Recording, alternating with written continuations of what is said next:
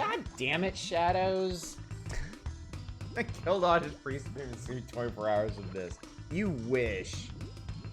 Hi, everybody. Good evening. What's up, Fury? What's up, Eva? Shadows? PM Collector Boy, Fury Fighter. Hi, everybody. Happy Saturday. Hope you're doing well. My headphones feel weird. I think it might just be this music mix. Anyway, I hope you're all doing well. I was doing fine until Shadows redeemed that. He's part of the world's finest now. I feel like we're overdue for a really good, not Arkham Batman game, but Marvel Cosmic Invasion will have to do. Anyway, I guess, alright. Hang on, let me get this, wow, I'll do it later. Because this is all the bat dick you're getting. This is all the bat dick you're getting tonight. You'll see the rest another time, I suppose. Hope you're all doing well. I'm doing good. I had a lovely day today. It wasn't too stressful. Girls had bunches of activities. We had really nice pizza for dinner.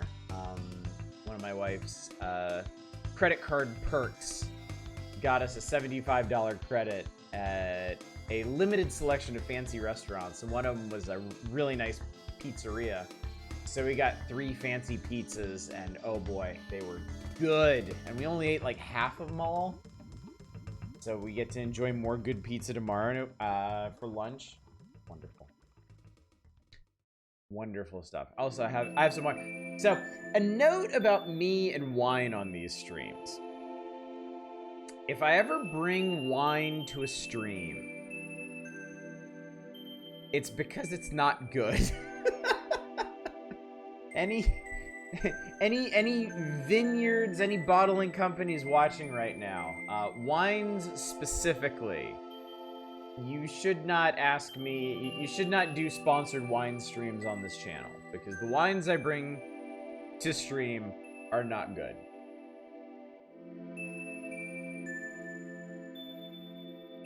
The reason for that is that if a wine is good, my wife and I share it. If a wine is not good, I need to dispose of it, and the easiest way to do that is to bring very tall glasses of it to the stream and just slug them down. Hi, you nice junk. Thank you, Satellite. Boy, if I had a nickel for every time I heard that, I'd be broke. French wine, more Franzia wine. You're playing Carcassonne with that? Nice. Very nice. I love Carcassonne. Fried pickles and dipping sauce went over well. I saw the picture of that. I'm glad they went over quite well. Tried the Hotone Popeyes today. It was much hotter than Oh, the hot one Popeyes today. It was much hotter than you expected. Good evening, Eva. Good to see you. The only pizza is from the Naples region of Italy. You just bought sparkling flat bread. Don't we all whine when Bubsy comes up? Not the person who requests it. There's always one of you. Always one of you willing to make the other one suffer. But yeah. Oh, there's a typo for Hatsune Popeyes. Yeah, I thought it was like Japanese Popeyes or something. Yeah, frat blood. Exactly. It's been a low-key day for me. I've just been playing Grim Dawn, a lot of Grim Dawn. I got my Nightblade to ultimate difficulty. I actually skipped ahead. I didn't even bother finishing elite. I noticed that I basically had all my resists where they need to be, and I was like, let's give it a try. And like 3 hours later, I'm like a third of the way through ultimate. So I gotta say though, I've never finished Grim Dawn on Ultimate, not because it's too hard, but because Ultimate's a pretty different beast from normal. Like, if you like RPGs, if you just wanna click on things and watch things die, you'll have a great time playing Grim Dawn on normal. It really, really, really doesn't matter what you do on normal. You can make the dumbest builds imaginable. You can mix and match weapons and stuff. Like, you'll get through it eventually. It'll be fine. And then Elite is where you gotta start taking stuff seriously. It's where even the regular enemies can kill you if you're not paying attention. And then Ultimate, they expect you to be on point all the time. I got randomly killed today by a skeleton. One skeleton. I still don't know what he did. I genuinely don't know what he did. But yeah, I've died several times on Ultimate. It's usually to like hurt floors. Grim Dawn is particularly mean about those. Even with maxed resistances on Ultimate, if something puts down a hurt floor, you get out of it or you die like instantly. So, but there have been other things. I ran into a boss. I ran into one boss and then I promptly left. He basically plays off one very specific resist that most people don't even know about. Like, you got your main resists on your character sheet. You got like fire, ice, lightning, poison, piercing, bleeding, vitality, ethereal, chaos, and physical. There's 10 main resistances in the game, right? Well, there's actually 10 more resistances after that that you have to click pretty deep into your character sheet for. And these are things like stun resistance, daze resistance, skill interruption resistance, slow resistance. And there's a boss in Act 2 of the game that, like, if you don't... I don't even know which of those resistances it is, but I know it's one of them, because he'll just straight stun lock you and kill you. Like, you will not get a chance to do fucking anything against this guy. And I know it was those secondary resistances, because I have all my main resistances maxed. So, yeah. Skip. Start playing Circle of the Moon. Now I own the whole Castlevania collection. Compared to Symphony, moves so slow.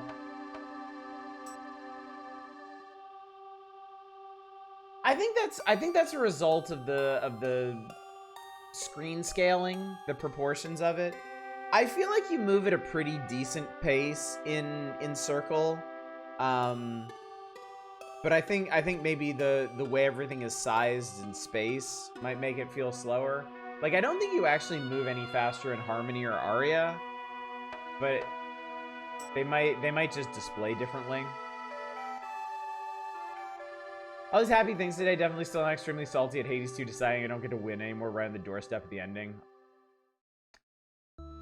Yep, I'm doing a pretty good job not getting salty at Grim Dawn for all the times it kills me, because it doesn't matter. I lose a little bit of experience. I'll just murder a couple more hives of chaos beasts and make up for it. It's fine. Everything is fine. I'm actually really surprised. I was going.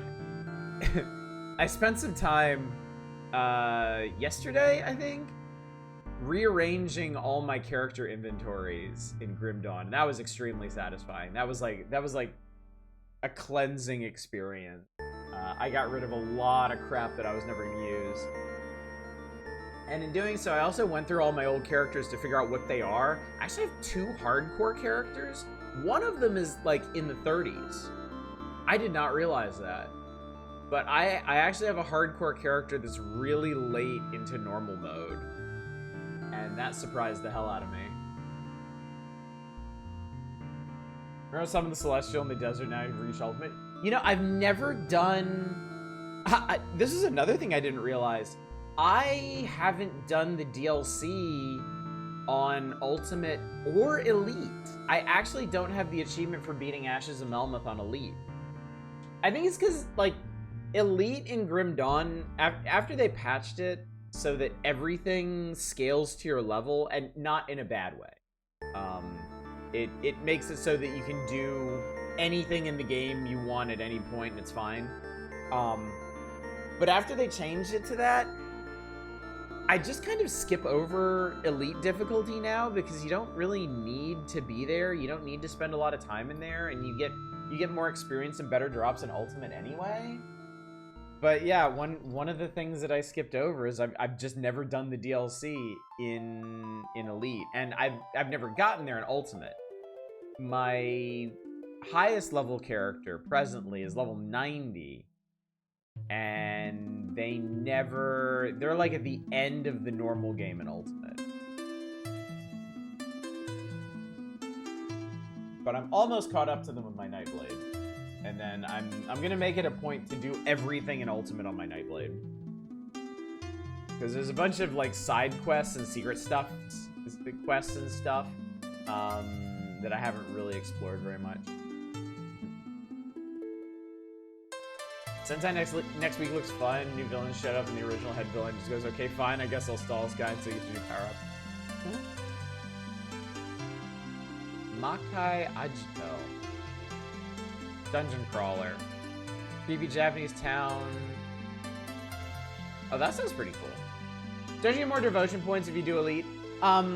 So they actually put in, if you own all the DLC, they put in enough devotion shrines that you can actually max out your devotion points in a single difficulty.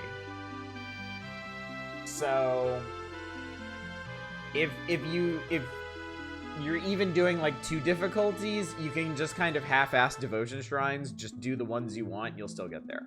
I had max devotion devotion points. I think I had to do 3 shrines in Ultimate to max out my devotion point. I got a shitload in normal. I went like halfway through Elite, and then I got the rest of them right at the beginning of Ultimate. So yeah, they've really, over the years, they've really patched Grim Dawn to just be like, do whatever you want. Like they've. I didn't remember this. When you beat the boss of the main game in normal difficulty, it unlocks Elite and Ultimate difficulties.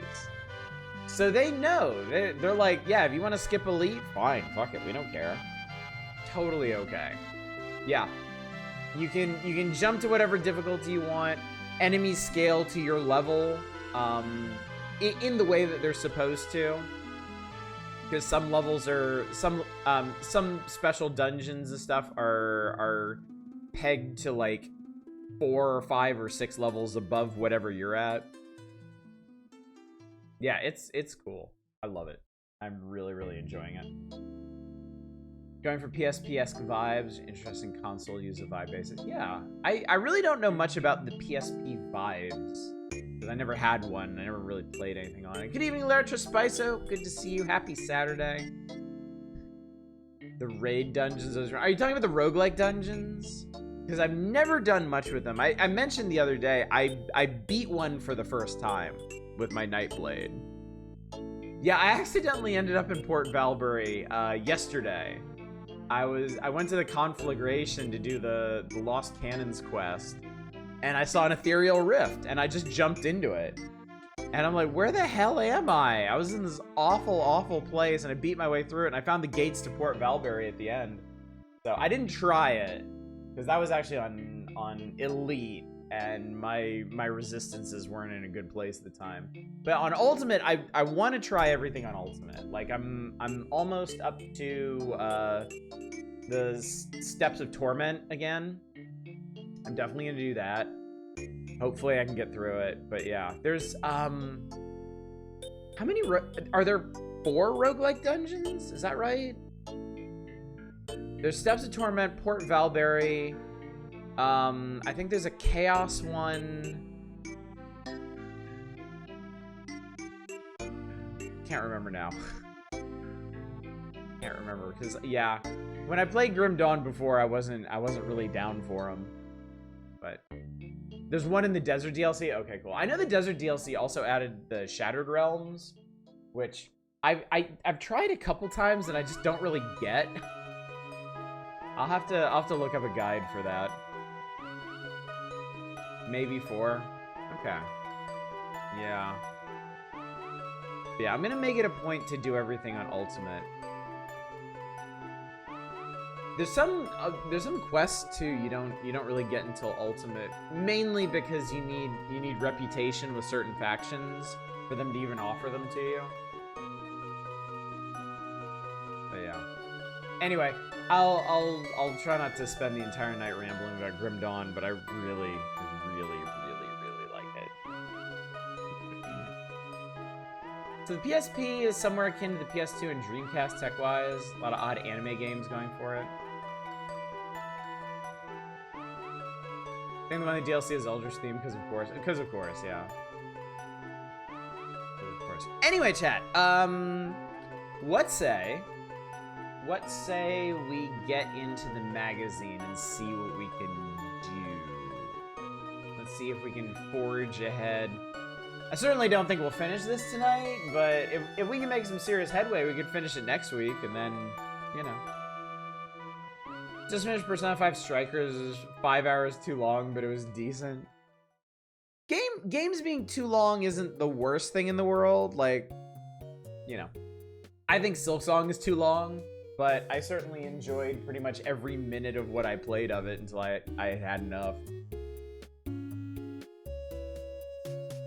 I fully accept at this point I'm not going back to Silksong because I'm just enjoying Grim Dawn too much. And it's a much more relaxing experience. It is, isn't it? It is. I mean, I can feel pretty good. I got 2 endings. I just didn't get the big one.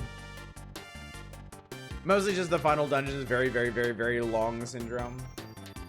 There are 2 games that I love that are extremely poorly paced in that sense. One is the Shadow Warrior, the original Shadow Warrior remake. It is an extremely good game, but every single level in it is like maybe 20% longer than it needs to be. Every single level in that game wears out its welcome. And the other one is Lichdom Battle Mage, which I know I've mentioned on this channel a couple times. Raise your hand, metaphorically speaking, if you've played Lichdom Battle Mage and you have any idea what I'm talking about. Lichdom Battle Mage is a super cool-ass game. It is a really neat concept for a first-person shooter. It is gorgeous for the time that it came out. It has really engaging combat. It's got a great story. It's got everything going for it, except its levels never fucking end. They are so agonizingly long. And as much as I love the game, I get so tired of every single level in that game. The other problem is, I think, if I remember correctly, there are 10 levels in the game, but like only 5 locations. Like each location gets 2 insanely long levels. So you'll beat your way all the way through one level and be like, God, thank Christ, I'm finally done with that.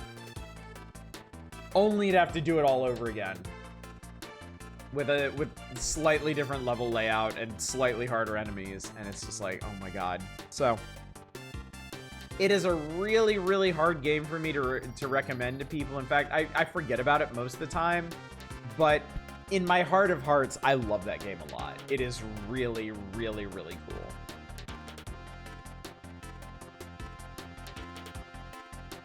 Been tempted, didn't know anyone who played it, never took the chance. Well, you know somebody who played it now, and I love it, but I can't in good conscience recommend it to you.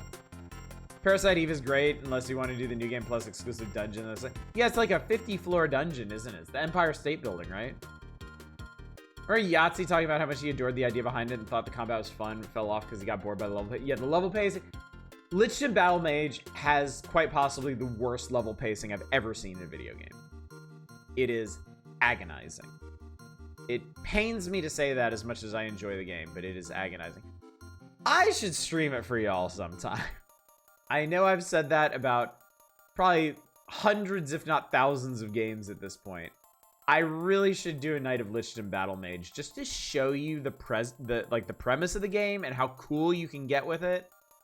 But I think it would bore y'all to tears if I did a full playthrough of it. I think I'd bore myself to tears if I did a full playthrough of it. Felt that way about late game Ziggurat 2. Yeah, I was proud of myself that I was able to finish Ziggurat 2, but I couldn't bring myself to go back and finish all the achievements. Actually, how close did I get? I got pretty close. I still haven't installed. I put 42 hours into Ziggurat 2. I got 50 out of 60 achievements. So, I did pretty good.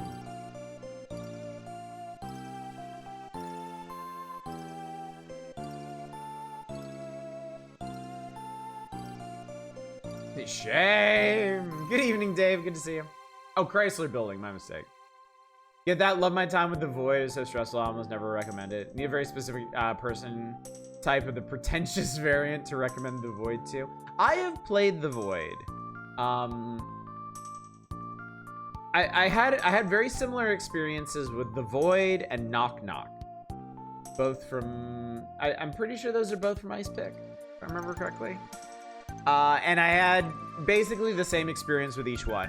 I got most of the way through the main game, realized that I had no idea what was going on, and I had fucked something up at some point, and I needed to replay it with my newfound knowledge, and never did. So. Chosen Sky 2 had that issue right at the end. The final dungeons, like 4 final dungeons back to back to back. Game wants you to swap party members for a boss. Ooh, yikes. Yeah. Yeah, that does not sound fun. No. I should round up a couple games, because there's a couple, and the topic comes up in chat every once in a while. Like games that I love, like bad games that I love. Games that I love but I wouldn't recommend. I should round up a couple of those and stream them for you sometime. Lich and Battle Mage would be chief among them. Lich and Battle Mage and Star Wars Rebellion are the two off the top of my head that I love those games, but I cannot in good conscience argue that they are good.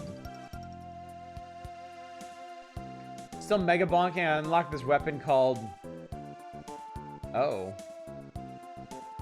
Okay, that's pretty funny. That's pretty funny. Anyway, chat, before we get too terribly distracted, let's get to the magazine. Like I said I was going to like 10 minutes ago, and then didn't. It's the Power Hours. This always happens. No one is surprised.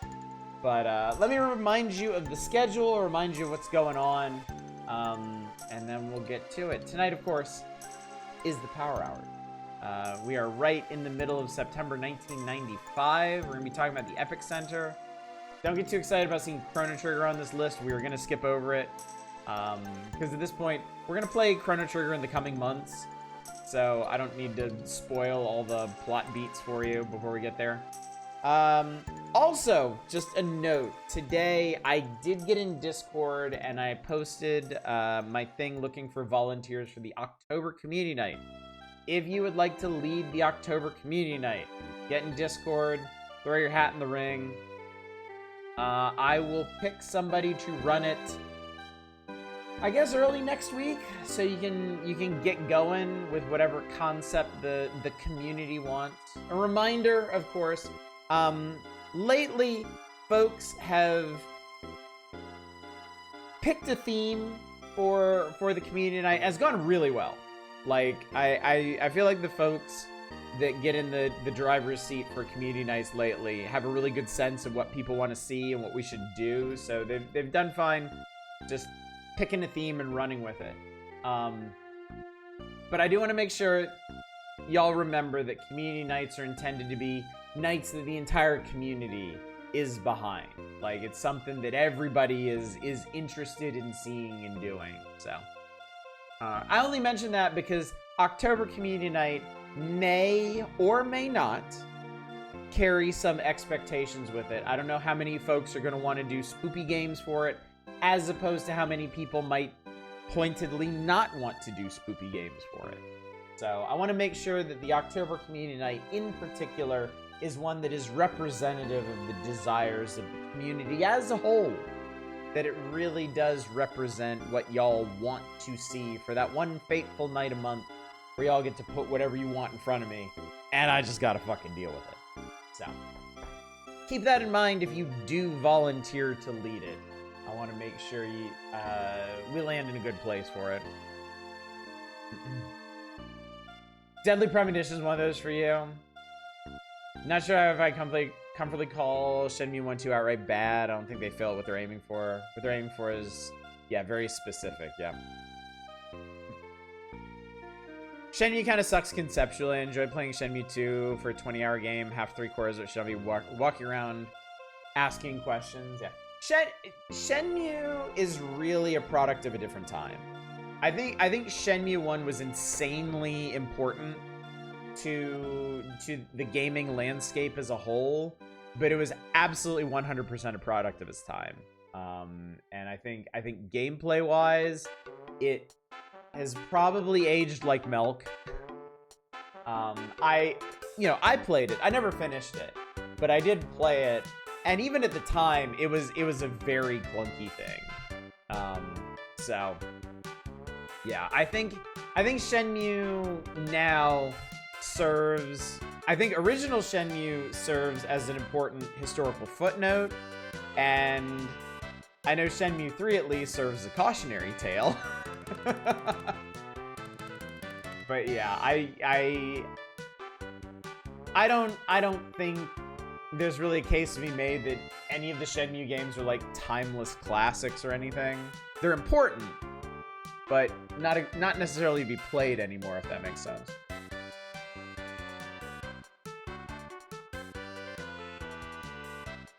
So the article about the best Batmobiles. I actually surprised the number of comics where Batman drives an almost ordinary-looking car.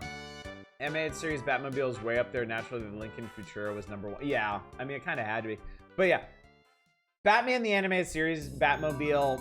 I mean, the whole aesthetic of that series just had this amazing Art Deco thing going on, and the Batmobile kind of exemplified it with its, like, insanely boxy yet sleek shape. Horror's my thing. If I win, I'll find a fun theme to dance around horror, but fun this time. Everyone does horror for October. Everyone's nice to do something else, because it's the horror month is the thing. Like, we don't do a whole lot of horror outside of October. Unless the implication here is that I should mix more horror in throughout the year. QTE on the Dreamcast controller is awful deep. Yeah, the Dreamcast did in fact have a awful D-pad. There's a way to cheat the community night to make audience play shit like Viva Pinata. Look, if the community demands Viva Pinata it is. All you gotta do is sell people on it. Call them nowadays niche. If you're in that niche, there's nothing quite like it. If you're not, it's totally understandable. If someone's not, then it's not going to appeal. Personally, I feel like their appeal in the modern era is too narrow to be niche. Like, a niche to me implies like a space where many people will be comfortable, and I just don't see Shenmue as that. Love horror games so much, even though the newest ones haven't interested me much. My opinion on horror games has changed a lot over the years. When I started out doing reviews, I was real big on horror. I was really into it. I think I've in many ways lost my appetite for horror. I can't do the more intense stuff anymore, and I've burned out on some of the tropes and cliches. But that being said, there are still horror games and horror concepts that I'm interested in. We are going to play some this October. That's the other thing. I am, regardless of what y'all decide to do for community night, I am going to do some horror stuff in October. In fact, I'm going to follow Kingsfield with a horror game that I already have in mind. So y'all have that to look forward to. So. Not yet. Okay, Knock Knock is Ice Pick Lodge. I thought so. Last horror game that dragged me was RE4 Remake. Seeing Outlast 1 glitchless speedruns the funniest shit. Main tech is deliberately letting the enemies punch you because it stuns them long enough to run our path. Oh, interesting. I didn't realize that. I'll tell you straight up, it's not Echo Knight 2 because we already streamed Echo Knight 2. That already happened. I actually do dig how the more you practice your martial arts, the faster your moves were in Shenmue. I mean, it was cool. Like, there were a lot of cool concepts in Shenmue. I don't think it would have been as impactful as it was if it hadn't been full of really interesting concepts that later games could build off of. But really, that's the value that Shenmue holds for us now, is it introduced a lot of concepts that the rest of the industry is able to build off of in much more playable ways. RE4 hardly feels like a horror game. It's panicky, mostly action empowerment. I disagree. There are definitely some really scary parts of RE4. I think pretty much whenever they introduce a new enemy, it's pretty horrific. I feel like the early parts of the castle are pretty horrific. I feel like when what's the little dude's name? Is that Salazar? When Salazar sticks his bodyguards on you, that scared the shit out of me. That whole sequence was like, ugh. There's definitely more action to it, but yeah, I definitely wouldn't discount it as a horror game.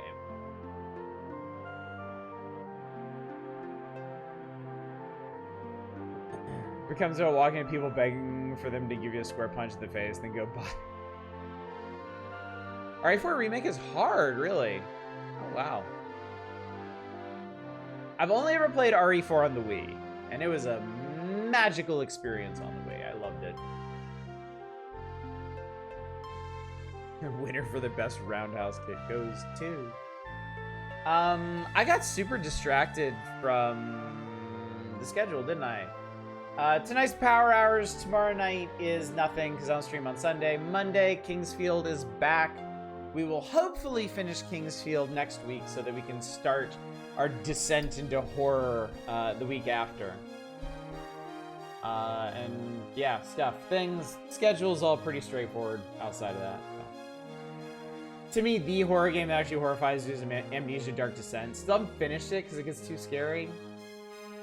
Amnesia cast a very long shadow because of that. It did a whole lot with very little, and that had a very big impact on the industry as well. But yeah, my thing now, I'm more, if I'm gonna play a horror game, I want vibes. I don't want big scares. I don't want chase sequences. I want a neat concept and I want vibes. So I think indie horror is a way better place for me than like the big horror titles that come out now, the really intense stuff. So playing Amnesia the Bunker really brought things into focus for me. I realized I can't do games like that anymore. I just don't enjoy them. They're too scary for me. They stress me out too much. So what doesn't stress me out, chat, is the Epic Center. So let's get into it. Welcome back, one and all, to September of 1995. This is the Killer Instinct cover feature issue. We've already been past that. We've been past KI, been past the DKC2 preview, bunch of other stuff. We've all had our chance to appreciate Batman's codpiece here. I'm sparing you from the overwhelming attraction that you would certainly feel if I wasn't blocking your view. Let's talk about the epic games on tap this month. The features are Chrono Trigger Part 2 and Romance of the Three Kingdoms 4, Wall of Fire, which is a really weird subtitle. for one of those things. Like I said, we're going to skip over the Chrono Trigger feature because I just don't feel the need to belabor any more of the plot before we actually get to playing it ourselves. So let's talk about some epic news, shall we? You're opening yourself to someone saying that's hardly censorship. That's still a dick on the screen. Oh my god. Yeah, but who would say that? Who would stoop so low to make such a statement even? I'm glad no one around here is like that. Epics Online. If you love Epics and want to meet some new friends who share your passion, the hottest place in cyberspace is the Nintendo Power Source Epic Center on America Online. Find the latest news, bulletin boards, and ongoing creative adventures like Wizard's Realm. I don't know what the hell that is. You'll be able to chat live with Epic fans and people from Nintendo, Square, and other licensee companies. Final Fantasy fans will find ongoing Epic struggles between clubs of Moogles, Yetis, Dark Moogles, and other beings of fantasy. What the hell? What are you talking about? In Wizard's Realm, you'll find hundreds of postings that follow various heroic and evil characters on adventures in the land of King Golbert. You choose to be one of dozens of... Is this like an online RP thing? Because that's what it sounds like. Choose to be one of dozens of characters like Duke, the brave He-Man, Chargon, the evil dragon, or Peach, the fairy creature, often travels disguised as Basset Hound. What? Rules for this interactive RPG are simple, and you can even submit your own ideas, which may then become part of the realm. Postings from the king or wizard give characters clues or send them off on new adventures. It takes imagination and a computer. Wizard's Realm and other upcoming online RPG experiences in Epic Center offer a fun way to explore new worlds. Interesting. Good evening, Zargnoff. Thank you. Yeah, that really kind of worked out, didn't it? I thought you said Goldberg for a second. I was like, please, God, no.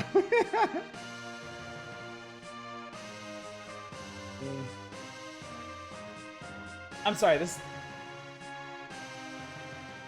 Final Fantasy theme is very powerful. It occupies a very important place in my heart.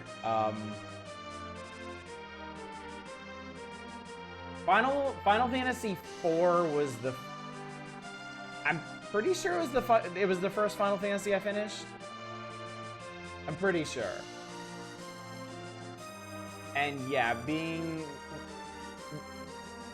played out through the credits. Well, I guess it wasn't the credits. I guess it was the epilogue to this music was just like the feels. You too. What a game, man. What a game to really cut my teeth on. My first Final Fantasy was the original NES one, but I did not beat that until years later. Final Fantasy IV was the first one I could really come to grips with. And yeah. God, it was so much fun. Final Fantasy IV is one of your favorite games of all time? Same, yeah. It's in my top 3 Final Fantasies. I am gonna derail the stream so badly by doing this, but I'm gonna do it anyway. My top 3. Final Fantasy VI is always gonna be my favorite. Final Fantasy VI is near and dear to my heart. Final Fantasy X is my second favorite. Final Fantasy IV is my third favorite. Those are the big ones for me. Hello, Katie Joey. Thank you so much for the raid. What's going on? Final Fantasy VI, your other favorite? Okay, cool. Okay, we're good. We're good. Peace in our time. How's it going? What are you up to tonight? You're just in time. You haven't missed anything. I've been sitting here rambling for about 45 minutes about Grim Dawn and Batman's codpiece in Final Fantasy. So by all means, join us if that quick description didn't scare you off. Still get goosebumps when listening to the last boss theme of Undertale. Don't really feel that way about childhood game music. Yeah, it's the childhood game music that does that for me, because I think it was so much more impactful as a child to actually beat a big long game like that. And like everything just left such a huge impression on me. Like it felt special in this indescribable way, in that way that like children have certain memories that are just like they have this shine to them. They have this indescribable sparkle because they are so singular. I still remember beating Final Fantasy IV for the first time and how unique and special and emotional that moment was for me. You know, I can go back and finish Final Fantasy IV whenever I want, but it channels those memories for me. It reminds me of that time as a child when I did something that I genuinely didn't think I'd ever be able to do. So yeah. Oh, you're playing oh my god, you're playing Illbleed. Wow. I've always kind of wanted to play through Illbleed, but it's kind of intimidating. 4 people put too much time into games. I think I had like 150 hours and 6 trying to find every little secret and get all spells and after. Yeah, I remember my original save for Final Fantasy VI got way the hell up there. Because I did the same thing. I was experimenting with everything and like grinding out levels and magicite.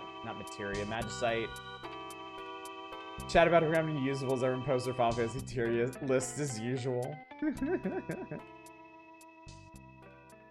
Good evening, Captain. The purpose of nothing. There's enough gold on planet Earth to cover the surface with a 1.5 foot layer, but doing this would kill all life on Earth. Ah, the Goldfinger principle.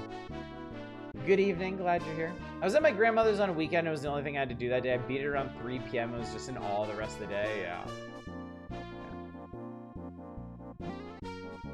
Illbleed is a joy at times, and this jank as hell and not in a great way. Yeah. Yeah, I've watched parts of Let's Plays, and like, for all the insanity and like laugh out loud moments, it looks like there's some really annoying gameplay shit.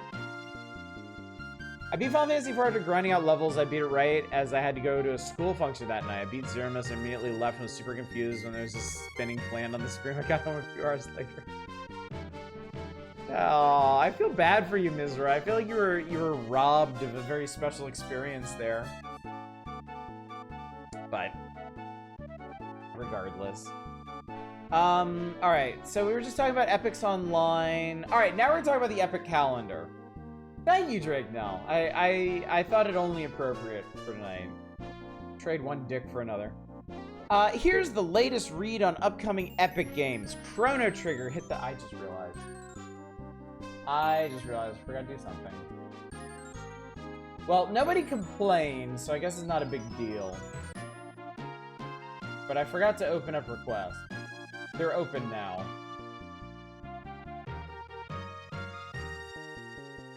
I didn't mean to do that, chat. You remember the first time you beat Zork? I can't because I've never beaten Zork. I've never played Zork. I complained? What are you complaining about? Alright, Chrono Trigger hit the shelves last month. It should still be available. Chrono Player's Guide hits this month. This is the biggest game ever from Squaresoft, but another blockbuster is due out in November when Secret of Evermore arrives. I don't blame them for putting Chrono Trigger and Secret of Evermore in the same breath. They couldn't have known. And I mean, I guess they were the closest Squaresoft games together at the time, but yeah. Together, these two epics alone would make 1995 the best year ever for Epic gamers, but there's much more on tap. I think this is Lagoon music. Lagoon's the bane of your childhood. You are right! You are spot on. Yeah, I have played a tiny bit of Lagoon on this channel, and it is not for me. Not at all. In revenge, can I vote on Subscribe to America Online? Wanted so badly like Lagoon. It definitely feels like it has potential. And I mean, any Zelda, even any remotely Zelda-style game is cause to get excited. But yeah, it was not there. As for Secret of Mana 2, what we now know as Trials of Mana.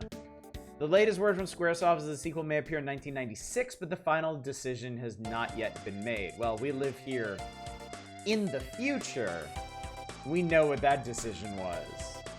And it resulted in us not getting it for, what, 20, 25 years thereafter. We also learned from sources Squaresoft the development on new adventures already begun at US office, and the same team that created Secret of Evermore is back in the saddle. Since the preliminary design of the new game has just begun, we have no details yet. Okay, new game at the US office from the Secret of Evermore team. Did this get canceled? Because I thought Secret of Evermore was the only Western title that studio got to develop. Good evening, $10. Laguna originally had bump combat. The Tiny Store is a last-minute addition, which explains a lot. Oh, it does. Oh, it does. Oh, it does. Lagoon forces you to learn to only attack from the bottom slightly left enemies. I remember that. Yeah, it was super frustrating. No idea. Did like Evermore. I love Evermore. It is no Secret of Mana, but it is weird and it is different and it is special. And I do like it. I streamed I streamed a full playthrough of it a couple of years ago, I think. And that was an experience. Good reminder why that game ended up the way it did.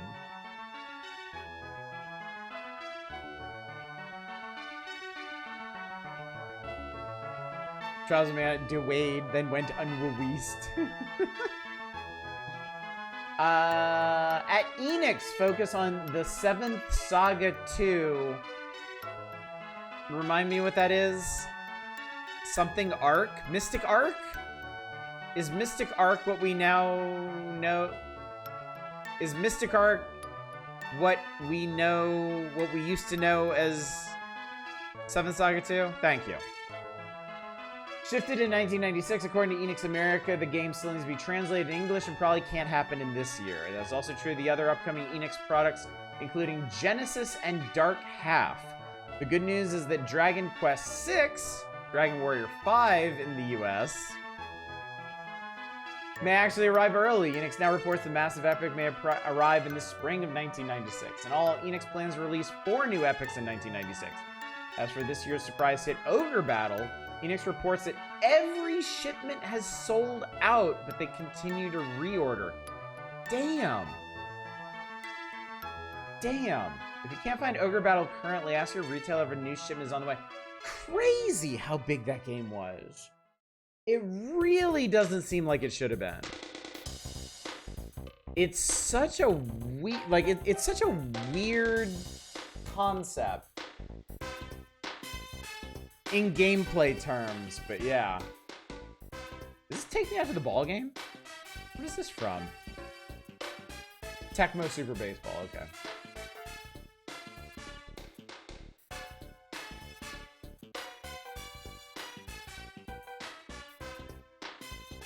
Thought Ogre Battle was super neat. I did too. I did too. It is another banger. It's a very unique one, yeah. Dragon Quest VI and Dragon Warrior 5 doing this one. Dragon Quest VI was going to be Dragon Warrior 5 if Dragon Warrior 5 happened, but Dragon Warrior 5 did not happen. That was how they were going to localize it. But again, we live here in the future, and we know that didn't happen. So we missed 2.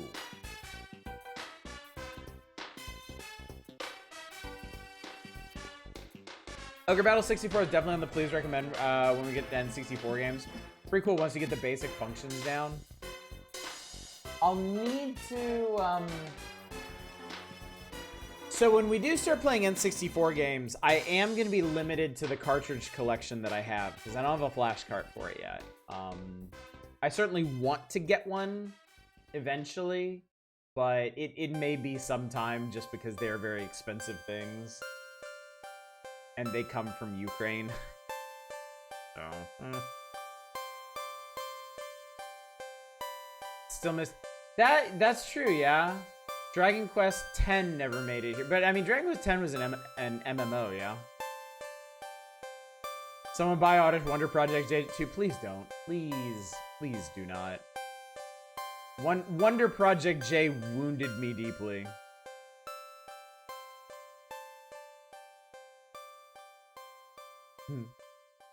What else I got? Koei's two fall titles, Civilization and PTO2, should appear in October, November, respectively. These may be the final 16-bit titles from Koei. Space colonization game and Brandish 2 mentioned previously in Epic Center now look unlikely to be released for the Super NES. Contacts at Koei, however, are looking forward to continuing their line of excellent historical strategy games on the Nintendo Ultra 64. Sidebar, did that happen? Did Koei make any games for the Nintendo 64? Because I'm not particularly familiar with the N64 library, but I can't think of one offhand. They made an offline DQ10 and still did not release it here. Thought they were doing it specifically so they could release it overseas. What the heck? So, some of those things are just inexplicable, aren't they? Dragon Quest X, Mother 3. What the hell? Oh, I made Winback. Okay. Remember, so Sokoban adjacent, you're the cube maneuver around the room by moving the cube by turning its face, and you have to get the cube to a particular room, particular face on the bottom, so you can get a necessary item. Yeah, Winback. That's a random one for historical sim fanatics Koei. And then Capcom's Breath of Fire 2 should be out this November. Tecmo's Secret of the Stars should be out already and in November. Your Epic Center news reporter will travel to Shoshinkai in Tokyo to report on the first NU64 epics from Koei, Square, and other Japanese companies, if they exist, which a lot of them didn't. All this in nothing but text? Wow. Womp womp.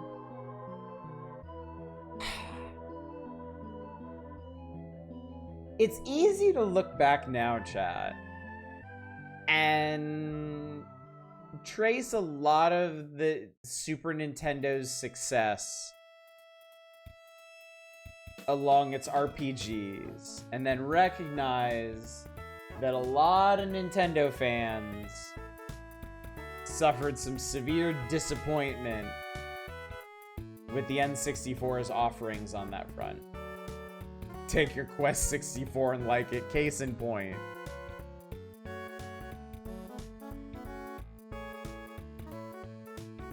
I mean, the Super Nintendo really was, like, you know, the Super Nintendo was successful for a lot of factors. Sports games played a major role. Platformers certainly played a major role. RPGs. Super Nintendo was like the RPG machine in the early 90s. And they built a fan base around that. And then gave them fuck all when it came to the Nintendo 64. Yes, Quest 64, the famously very finished and polished Quest 64. I will remind y'all, I have in my possession a Quest 64 cartridge. We can, once I get my analog 3D, actually play Quest 64. I don't know why we would, but we can. It is a possibility. It is on the table. With that, I turn the page, and we get another look at Chrono Trigger. Like I said, we're gonna gloss over this because we are gonna play Chrono Trigger in the weeks and months ahead. As soon as I clear out some space in the schedule for it. I'm thinking winter. I mentioned this before. I got Chrono Trigger for Christmas the year it came out, and I believe that was one of the rare white Christmases we had out in North Carolina. So it occupies a special place in my heart as a winter game, so I'll most likely be playing this in December for y'all.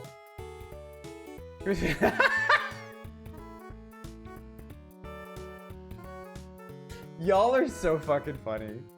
N64 RPG fans did eventually get some worthwhile games in the form of buying a Sony PlayStation. You will play Quest 64. You do not have to play it long, but you must show why it is known how it is. Quest 64, there are hotlines you can call if you feel like self-harm.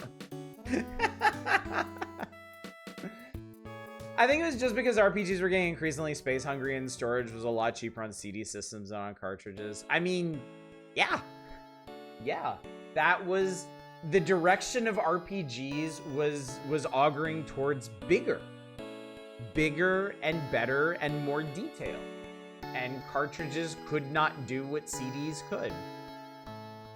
Like, I feel like companies have been very open about that in retrospect, that they needed PlayStation to fully realize the concepts that they had for their games going forward.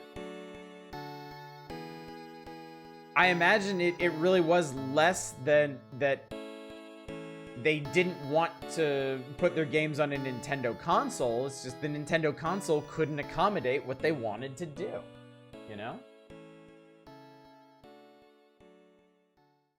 I know Drake Bell. Thank you. Quest 64 is a game. It's not bad. It's just not good. I have no idea what Quest 64 is other than apparently being a poster child of JRPGs with threatening auras. I've always had the impression that Quest 64 is just like the most generic JRPG in existence. That's the impression I've always gotten of it. That it is the most baseline RPG ever. It's not bad, it's just there's nothing remarkable about it, aside from the fact that there is literally nothing remarkable about it. Even Tecmo's Secret of the Stars had the fucking party swapping gimmick, you know? RPGs from this time period had gimmicks. They had things that they could be known for and remembered for. But not Quest 64. Dragon Quest.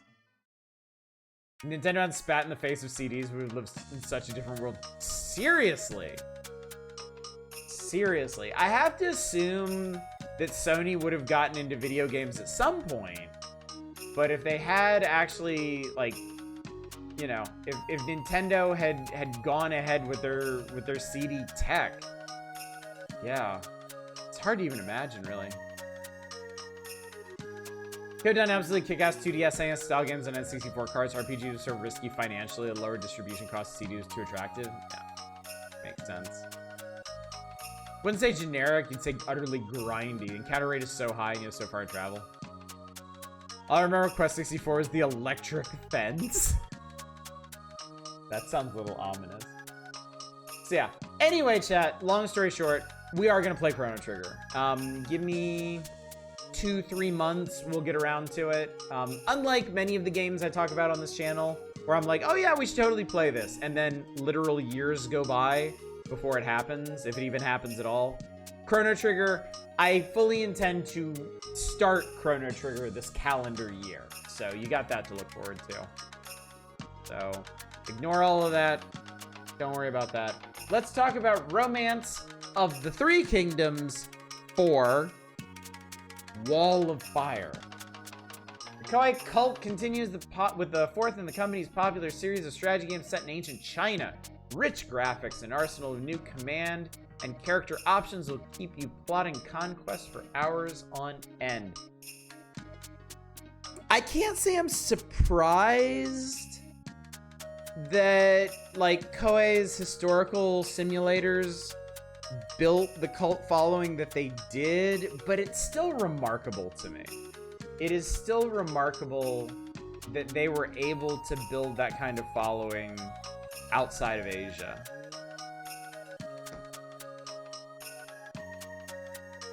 Nintendo hadn't literally created a new competitor who knows what happened. I know! It's so hard to imagine, really.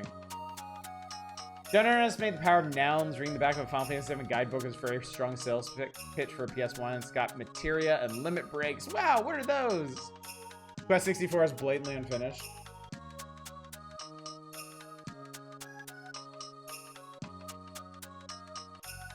Nemrin, you almost made me spew my wine.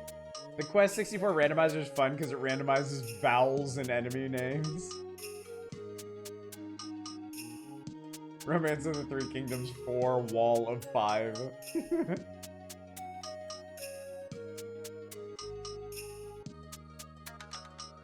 Romance of the Three Kingdoms is a neat series. 10 is your all-time favorite, but Koei disagrees with you. Oh my. I always want to get into the Romance of the Three Kingdoms games. Every time I tried, I failed. I know a guy who loved these as a kid. Even he can't explain why. Yeah, these are straight up too crunchy for me. I can't do it. I like strategy games. Y'all know this. I've streamed Stellaris. I've streamed Sid Meier's Alpha Centauri.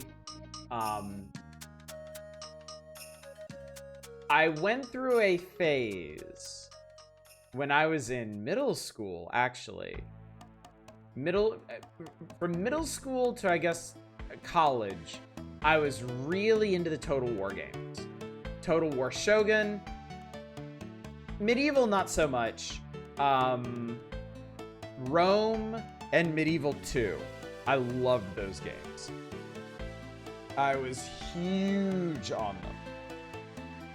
One of my few gaming claim to fame, I have actually beaten the campaign in Total War Shogun. The original jank ass Total War Shogun. I've beaten it. I beat that one, and I beat Rome 1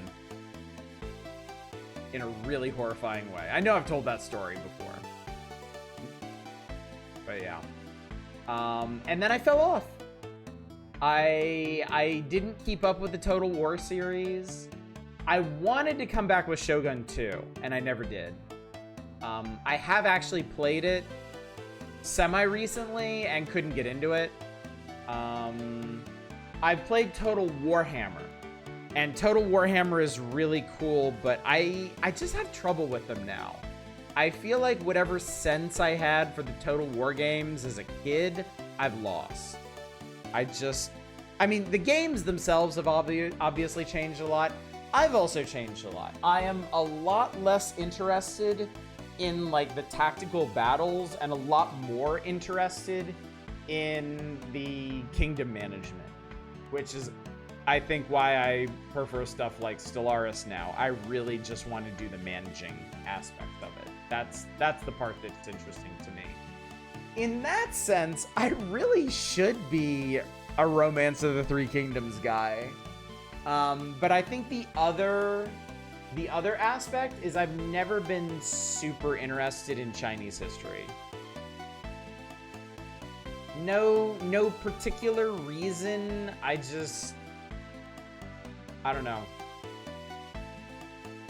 Just never clicked with me the way other historical periods did.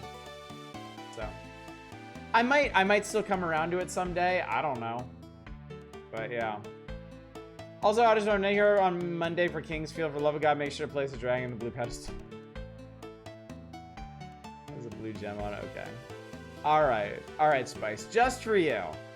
Just for you. We'll place that dragon statue. I just got to figure out where the fuck that room is. It's not that I don't want to. It's that I don't remember how to get there.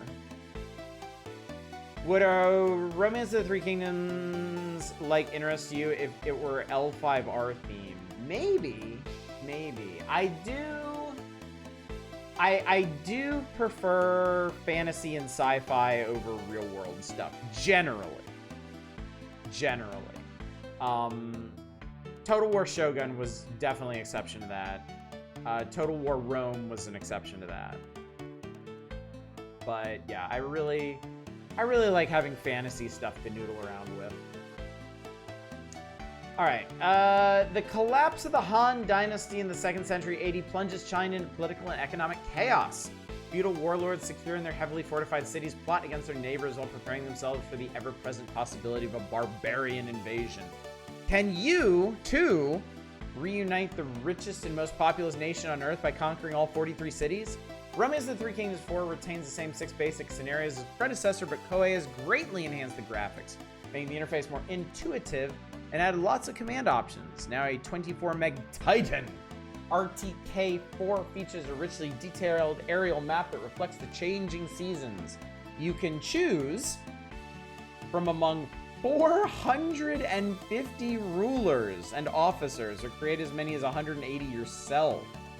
Game comes with excellent on-screen help, accessed by pushing the Y button, a far richer array of diplomatic and clandestine options than its predecessor. And I can see I'm really excited with the prospect of this.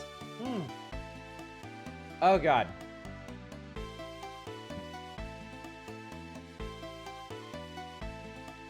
Oh, I see, Spice. I gotcha. Just so dense and so Chinese is very hard to get into. Yeah, it's, you know, historical stuff demands that you have some degree of interest in that particular period of history. And I don't know, maybe I just didn't get a very good introduction to it. American schools, public schools and higher education do not focus on China at all, really. My education was split between US history up to basically up until World War I, up until the 20th century. And world history, which was a very general overview that, of course, kind of focused mainly on Europe. So, I think there would be a lot of value in teaching more about Chinese history and how it links into world history as a whole, because obviously China is a very influential nation, being one of the oldest on the planet. It's pretty fucking stupid that we don't teach more about it, but it's good old homebrewed American racism for you. But yeah, I think as a result of that, I didn't get a natural interest in Chinese history the same way I did, say, Egyptian history, Greek history, Roman history, Japanese history. Love Silksong for the first time today. It's fun, different, but fun. It is an excellent game. I still maintain that Silksong is better in every way than Hollow Knight, except maybe that it's too long. And that really just depends on how much stamina you have for that game specifically. Your introduction was Dynasty Warriors? No, I bet that was the case for a lot of people. I bet a lot of people in the West came to Chinese history by way of Dynasty Warriors. And you know what? Good. Whatever works, man.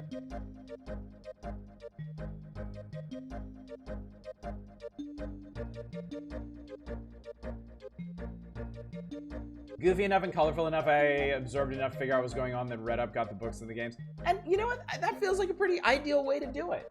You know, you found something entertaining that was steeped in that history, and that led you to become more interested in it and search out more of it on your own. Real fun shit in China's history too, yeah. Dynasty Warriors is legitimately not an awful way of learning at least about the historical fiction, yeah. Still getting used to a few of the movement changes. I really think the dash alone, Silksong's dash, just on its own, is going to make it really hard to go back to Hollow Knight. But Oddish, how are we going to indoctrinate the youth of American exceptionalism and teach them that enlightened societies exist in places other than Europe and America? I know.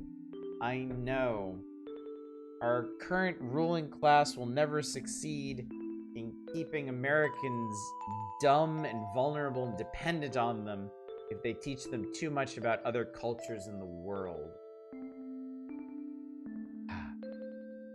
Time the Emperor pissed off the guy, man, the Great Wall so bad he just let the Mongols in, and then the Mongols got to rule China.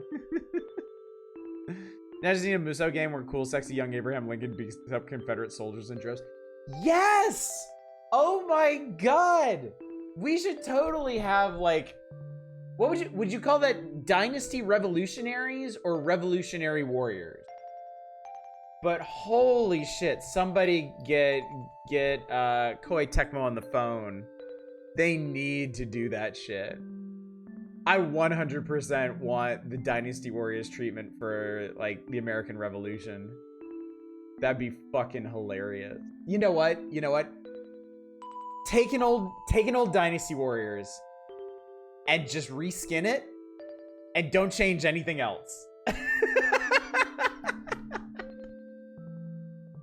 Don't change the cutscenes, don't change the levels.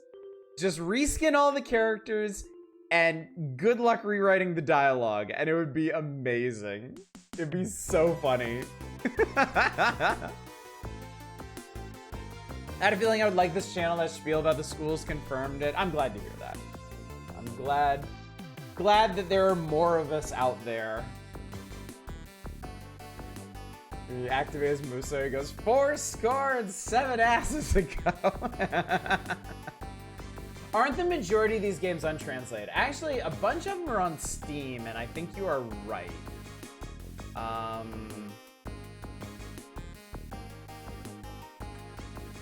I'm gonna look right now. Since we're kind of just hanging out anyway. All right, so we're up to Romance of the Three Kingdoms 14, apparently. This one is translated. Hi, Tecmo, would you be nice enough to have, like, a sub-list of Romance of the Three Kingdoms games? I bet you wouldn't. You should. Oh, nope, you have lists. You have lists. Give it to me. Give it to me. Yes! Give it to me. Okay, so... if you want to see what's available on Steam right now, they're there. Do not pursue Nathaniel Green. Romance of the Three Kingdoms 8 Remake is in English. 14 is in English. 13 is in English. 12 is not. Romance of the Three Kingdoms 12 is Japanese and traditional Chinese. Romance of the Three Kingdoms Maker is Japanese only. Romance of the Three Kingdoms 11 is not in English.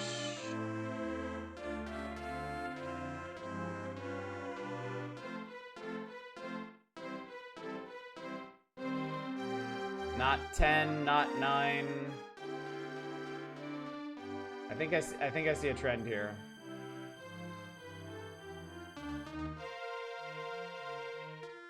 Wow. Okay. So it looks like the Romance of the Three Kingdoms games on Steam were not in English at all until 13. And now it's just 13, 14, and the remake of 8 that are in English. So 3 games out of 16, 17, actually. I don't know what the hell this is, but it's in here.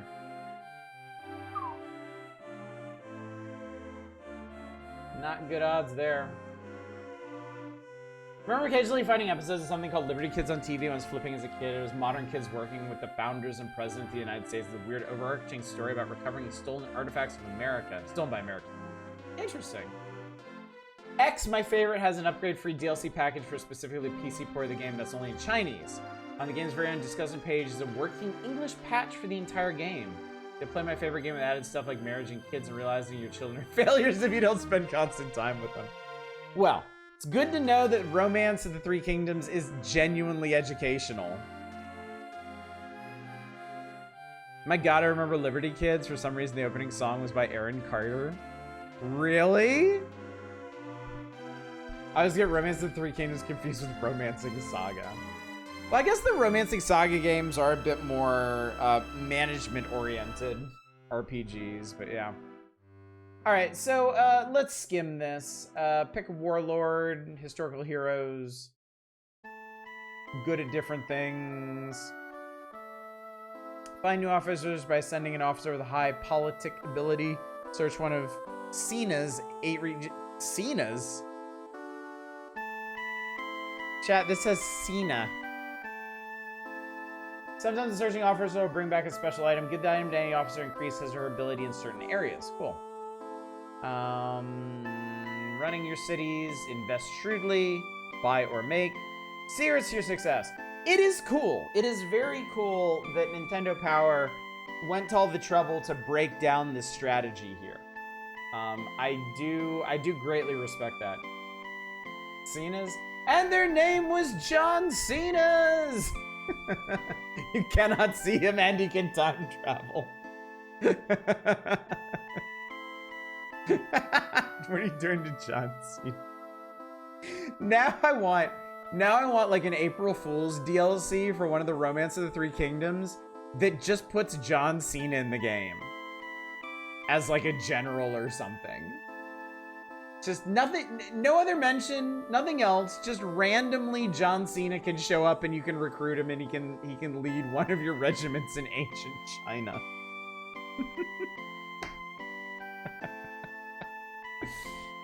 In Flaming War, Wall of Fire is... Oh, Wall of Fire is the name of an actual battle found in Scenario 4.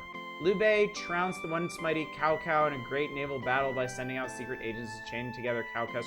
Oh, I've heard of this! I actually know this. Ending ancient Chinese wars with wrestling moves. Many of the Romance of the Three Kingdom games have custom officer creation. You can put John Cena in yourself. Just enter in the code Big Chillin'. What's up, 2-Hit? Good to see you. Honestly, I have no idea why that suggestion reminded me of a visual novel based on one song about actual cannibal childhood. Need to play more Koei Grand Strategy. Ideally, PS2 romance games well enough. Pokemon Conquest is generally fucking amazing and is an intro to them. It's just a shame that they're not, that more of them aren't available with like official English translations. I mean, it sounds like that there are unofficial fan translations for at least a few of them, if not all of them. So that's good at least. And if you really want to go hardcore, you can go back to these old console ones and try to play them there. This one, we have tried playing this one before, and of the various and sundry Romance of the Three Kingdom games that we played, this one definitely seems like the most comprehensible. I remember having like guidance text available on the Y button was really, really nice. Beyond that, of course, you have Nintendo Power features offering you some strategies, and I'm sure all these games are very well documented now online if you want to know how to play. That's one of the things I really love about the modern era. Like, take SimCity for example. When I was a kid playing SimCity, I really thought I needed to play by actual city rules. I needed a good mix of roads and railroads. I needed city layouts that looked sensible and whatnot. But here, in the future, we have websites made by obsessive weirdos that have gone in and actually looked at the code itself to figure out exactly how all these mechanics work and how janky and busted stuff like SimCity is. And how weird you can get with it. And I love that. I love that we have the opportunity to really pull the curtain back on a lot of these games. You don't have to. If that ruins the mystique for you, if that spoils the fun, you don't have to. But I love that it is an option now. That we can really just go break it all down. I know when I was really getting into SimCity 4, there was a lot of information online about how all the different... There's a lot of Final Fantasy IV music in the soundtrack. And I like that. I like that a lot. There's a lot of information on what all the different services do and how all the different population capping and transit calculations work. And I like that. I like that you can get really, really granular about it. Not complaining about the music, certainly not. In fact, let me do y'all a favor. Nobody's asked for it, but I'll do it anyway. I'll link you what I'm listening to tonight. It's one of those big SNES and chill lists.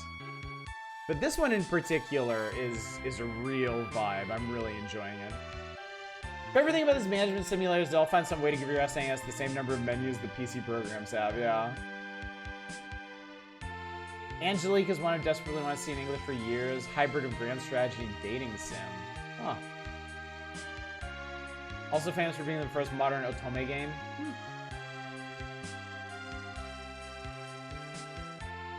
I love breaking games like that. The infinite money 2-tile coaster from Roller Coaster Tycoon is hilarious. It is, yeah.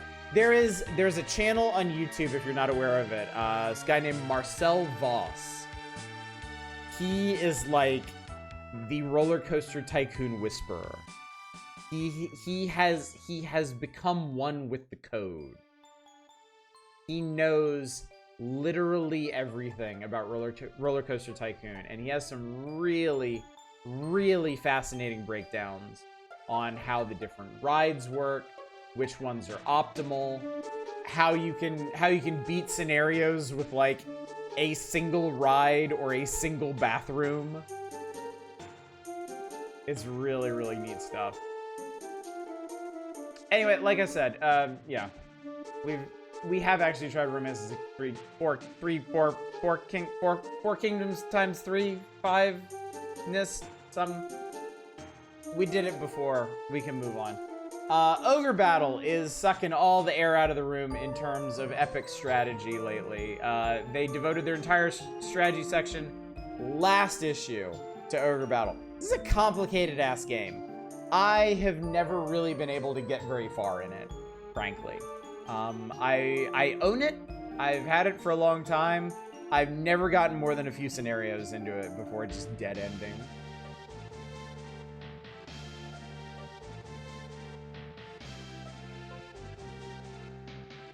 Nobunaga's ambition with Pokemon.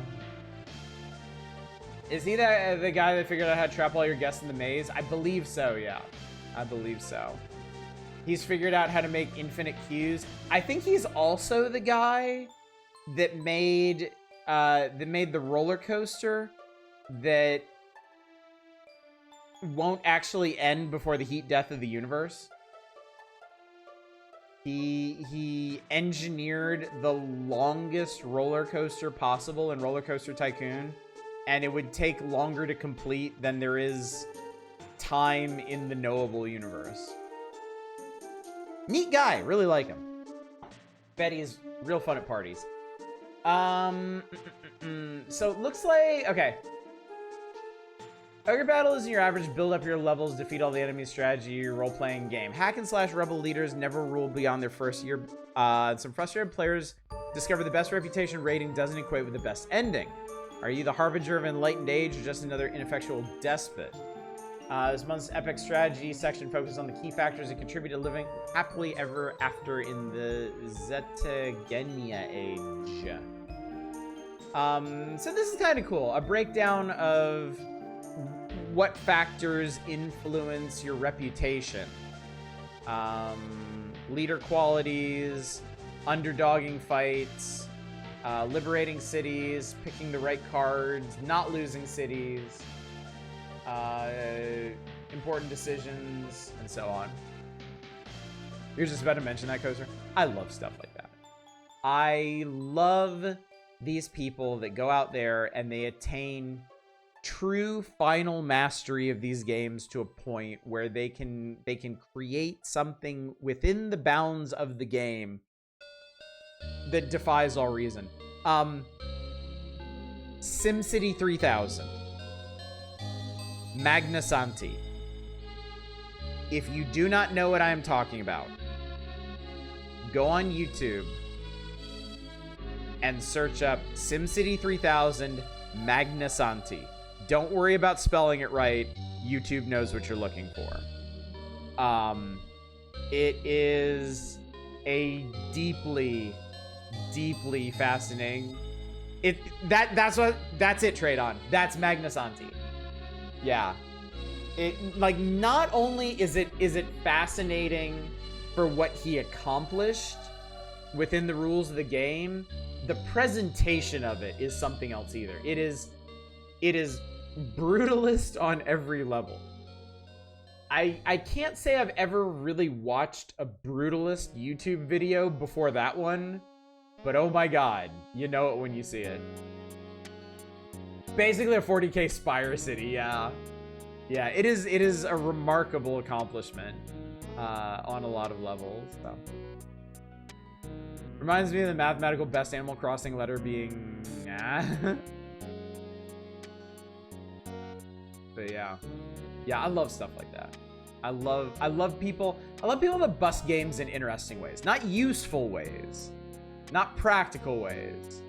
But just really fascinating ways. Because games are, in their own sense, a little microcosm. They're a little world. And we generally interact with them, you know, on expected levels. You know, when I play an RPG, I follow the story.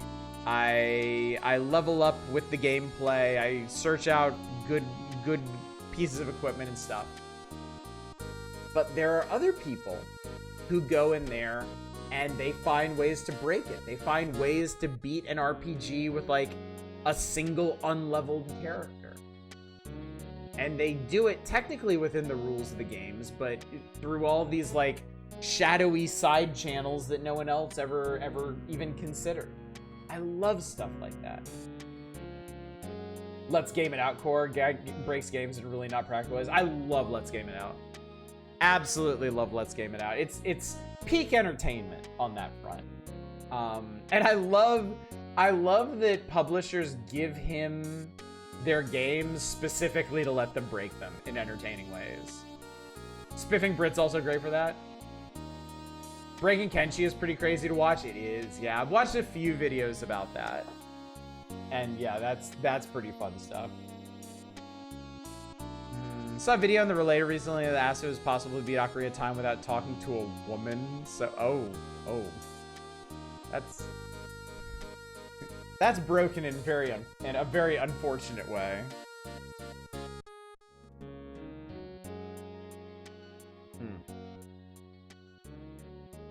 All right.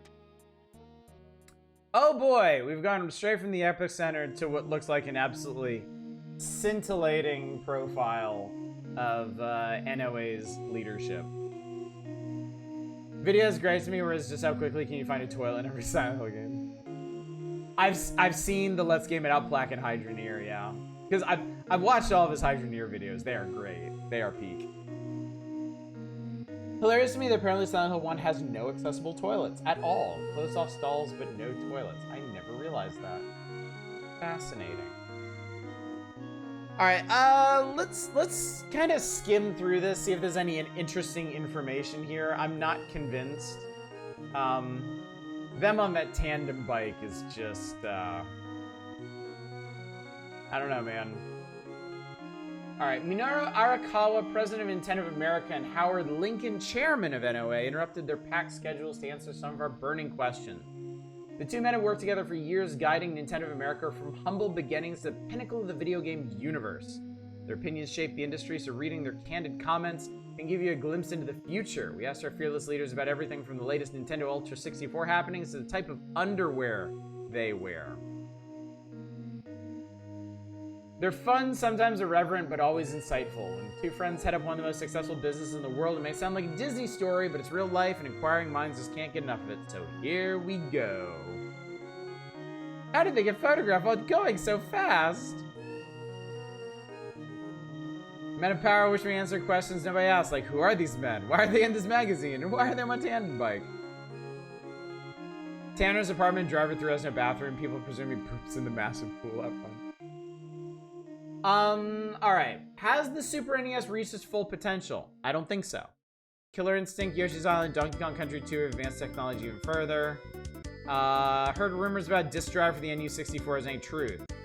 We will unveil a bulk storage device for the Nintendo Ultra 64 at Shoshinkai this November along with the NU64 controller.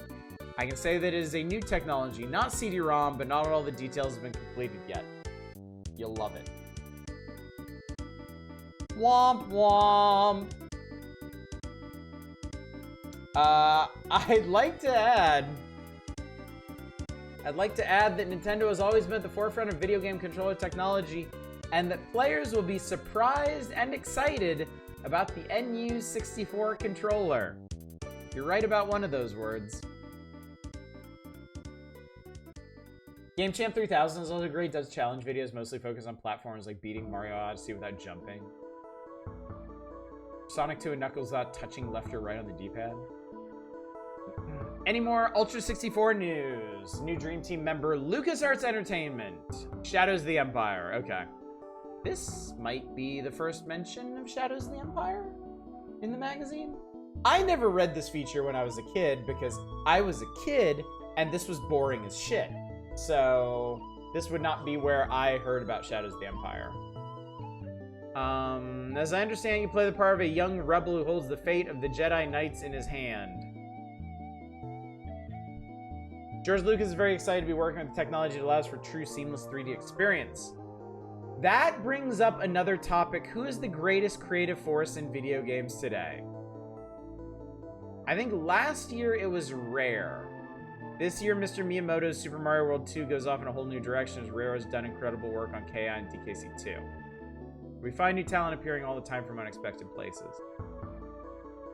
What we've learned is that as in Hollywood, there are a limited number of superstars in this business. We're fortunate to have 2 superstar development teams led by Tim Stamper at Rare and Shigeru Miyamoto at Nintendo. That is the most generic possible description of a Star Wars game possible. And incorrect, I think. I don't think Shadows of the Empire has anything to do with Jedi at all. Like, it's straight up Dash Rendar versus the space cartels. Now Doll's mostly just boring as shit.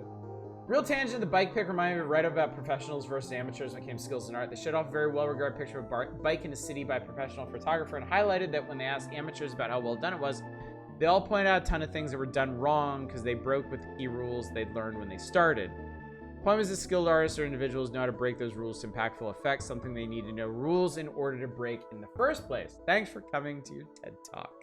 Thank you, Tradon. I appreciate that. And it's a very good point. It's a very good point. It is the ultimate argument against, like, skipping formal instruction and just getting right to creating. You have to know the rules to break the rules. You have to know the rules to know why they exist and the most effective ways to break them. Dash Rendar is trying to kill other bounty hunters tour. And since I suck at mostly just me getting killed by them over and over.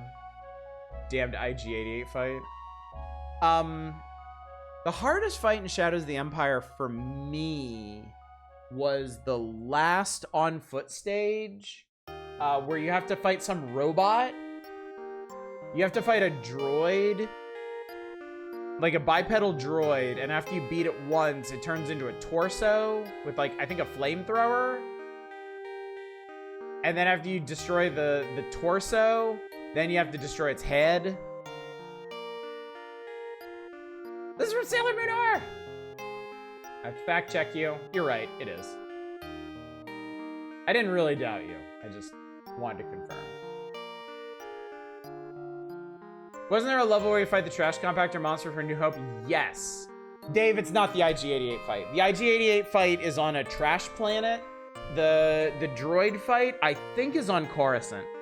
I think the final on-foot level is on Coruscant because the final level of the game is the Skyhook, which is, like, in orbit above Coruscant.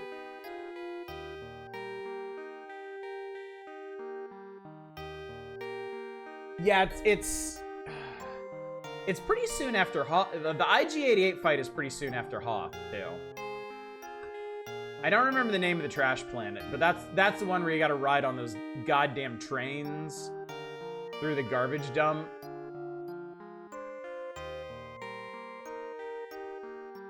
Shadows of the Empire, but all the foot missions are gone to be a short but great game. Yeah.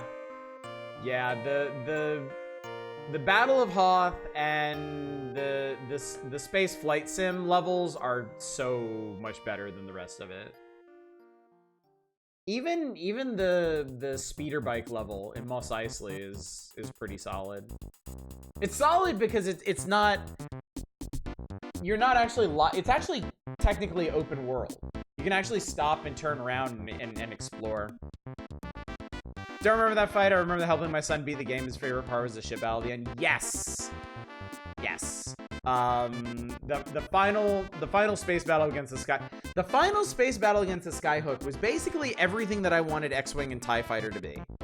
I loved X-Wing and especially TIE Fighter on PC, but I was always disappointed that they never really seemed to capture the majesty of, like, the big space battles from Return of the Jedi.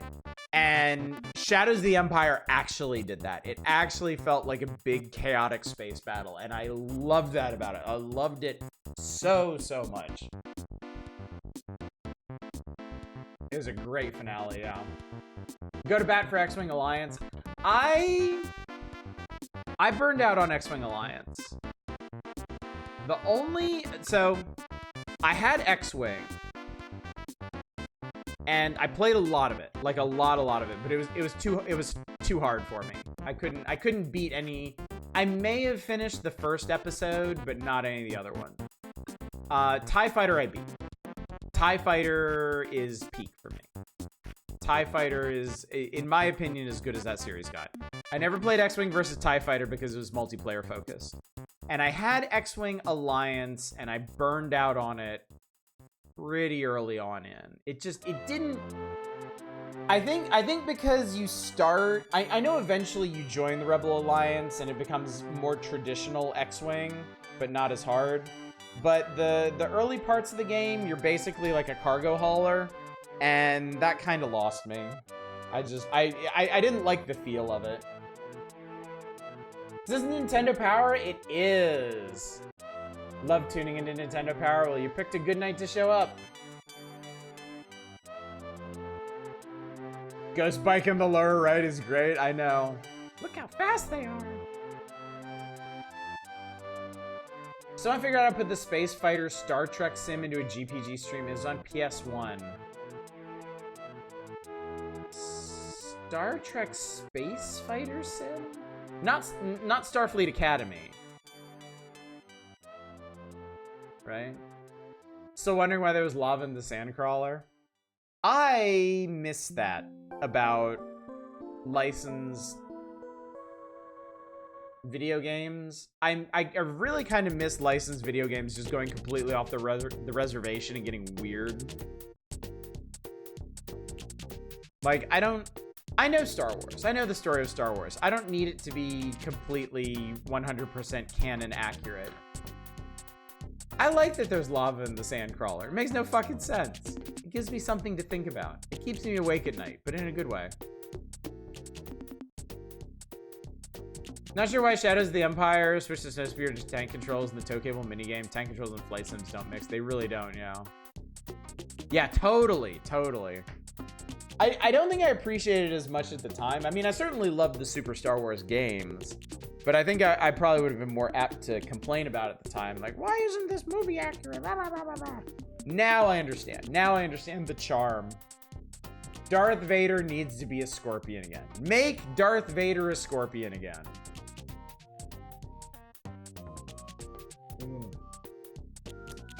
I like this wine. For the record, I like this wine. It's called Well Red. We got it from Trader Joe's. It's like $7. I think it's got a nice tang to it. Nice, rich, fruity flavors. My wife didn't like it though, so it's all mine now. Darth Stinger. I went here to play the King Kong game on PS2 because it's genuinely excellent. I did not know. Okay, anyway, where were we? Everyone can see how good the new Super NES games are. What about Virtual Boy? We've had a tough time at Power trying to demonstrate its 3D impact.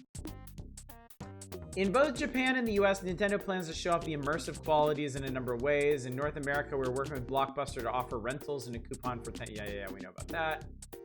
They want people to experience the Virtual Boy firsthand because they mistakenly believe that they'll like it. What is this? Star Trek Invasion. I've never seen this before. What the fuck?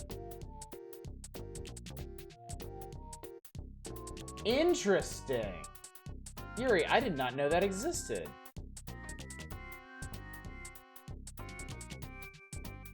Wild suggestion here, Star Wars JRPG where the Disc 1 final boss is Darth Vader, but the second phase is Scorpion. Anything special happening for Mario's 10th anniversary? Super Mario World 2. That's it. Super Mario World 2. What product has been the biggest surprise success? Tetris. Okay, cool. What was the first game you ever played? All right. For Arakawa, it was Space Invaders. First Nintendo game was Radar Scope. For Howard... Oh, he doesn't actually answer. He just talks about Clue Clue Land for some reason. What makes a great hit? It has to be fun. We have evaluators all over the world. Game scores well. Here and also in Japan and Europe, we know have a big game. For our readers who want to be players in the video game industry, not just players of video games, what encouragement could you give them? More millionaires have been made from this industry in recent years than from any other business. Combine knowledge of games with good designs and you could be the next millionaire. That's meaningless, bro. That's nothing. What the fuck? That's not advice. That's pablum. What do you like best about your jobs? I get a lot of satisfaction from watching younger employees learn about the business and grow and Okay, this is hilarious. This is hilarious. Listen to this. Nintendo asked these guys, what do you like best about your jobs? Howard Lincoln answered, I get a lot of satisfaction from watching younger employees learn about the business and grow into responsible positions. They're the future of Nintendo. Minoru Arakawa then answered, making money.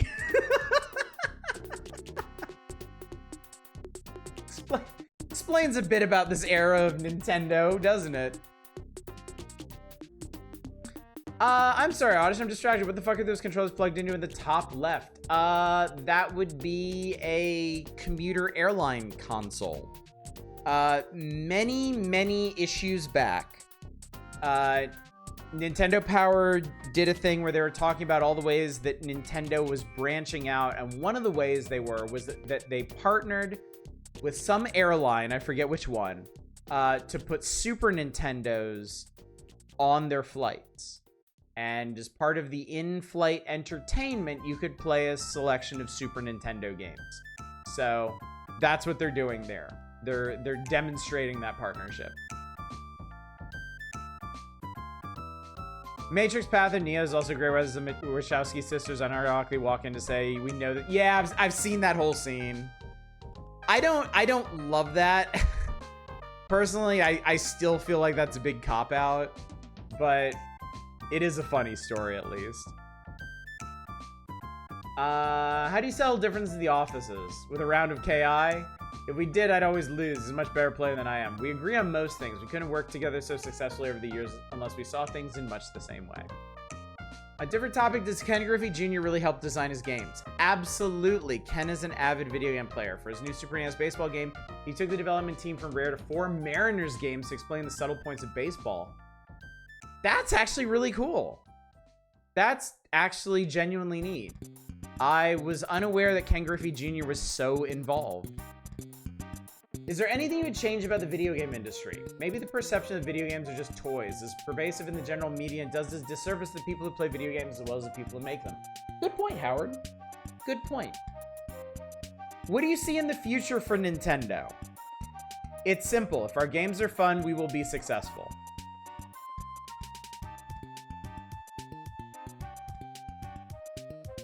I gotta say,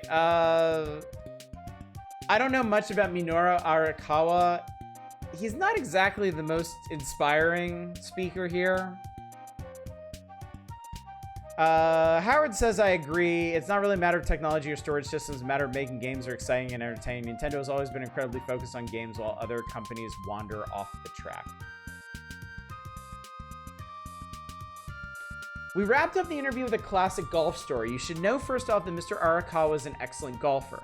He and his wife Yoko play some of the best courses on the West Coast and in Hawaii. Howard, on the other hand, humbly describes himself as a hacker. Several years ago, our fearless leaders took an important Japanese guest out for a round of golf. They were hoping to impress the man. Mr. Arakawa hit a tremendous drive off the first tee. The guest likewise hit a nice shot. Howard hit a sign 20 yards away. The ball bounced straight back from the sign and rolled between his legs. When he turned to see where the ball had gone, he saw the guest looking absolutely stunned. What do you say to a guy who drives backwards between his own legs? He also saw Mr. Arakawa laughing so hard that he was on his knees with tears in his eyes. The good thing that golf isn't Nintendo's main game, but the story illustrates what's important. Fun.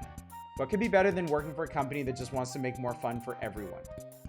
In the end, Howard told us, it isn't the technology that's important, it's how much fun you can have with it. That's not a great anecdote, but at least they got to a good point in the end. Yes, this is Howard Lincoln, not Howard Phillips. Howard Phillips is long gone at this point. What do you see for the future of Nintendo? Total game domination through use of legal force. Yeah, I definitely agree with the last point. Even if the anecdote getting there was not entirely appropriate. I was gonna say it feels aggressively different CEO interviews I saw in Nintendo Power as a kid. Remember that's because Reggie. Yeah, it was Reggie and Iwata. Like Reggie was like the consummate salesman. Like Reggie knew exactly what he was doing, and Iwata was like a true believer in Nintendo's mission. I gotta be honest with you. Arakawa here comes off as a real toe-the-line company man. Like, he doesn't really have anything particularly inspiring to say. He has a few jokes here and there, but yeah, it's all pretty boilerplate. Howard Lincoln here sounds like a competent salesman. He sounds like his heart's in the right place. But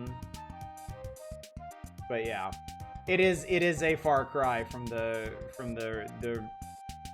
era Reggie and Iwata. His body was ready.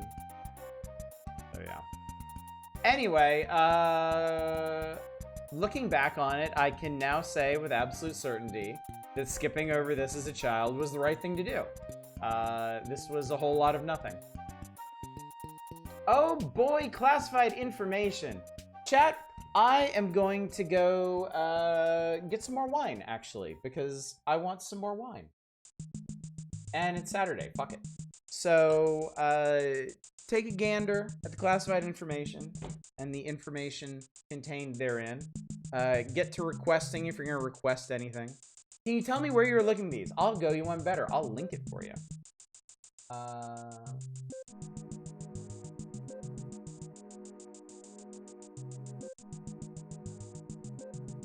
Boop. There you go. It's not a completely comprehensive archive of Nintendo Power, but it is close. What's behind your window? Nothing, just more Fatal Fury. You're not missing anything. So, I'll be right back, chat.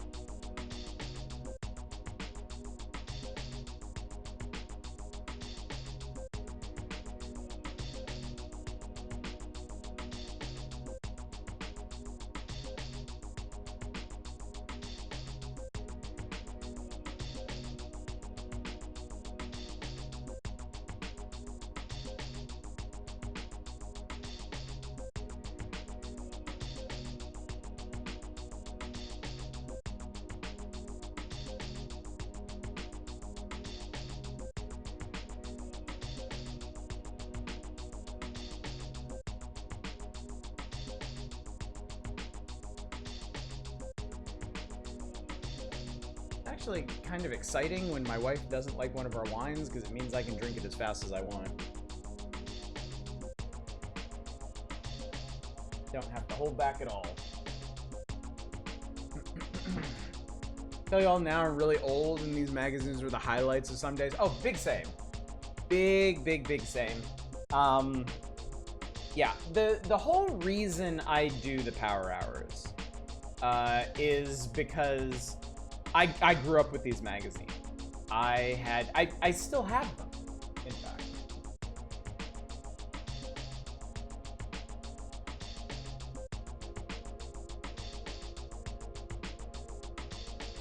Here, this is the issue that we're reading right now. I still have about 100 issues of Nintendo Power up on my shelf.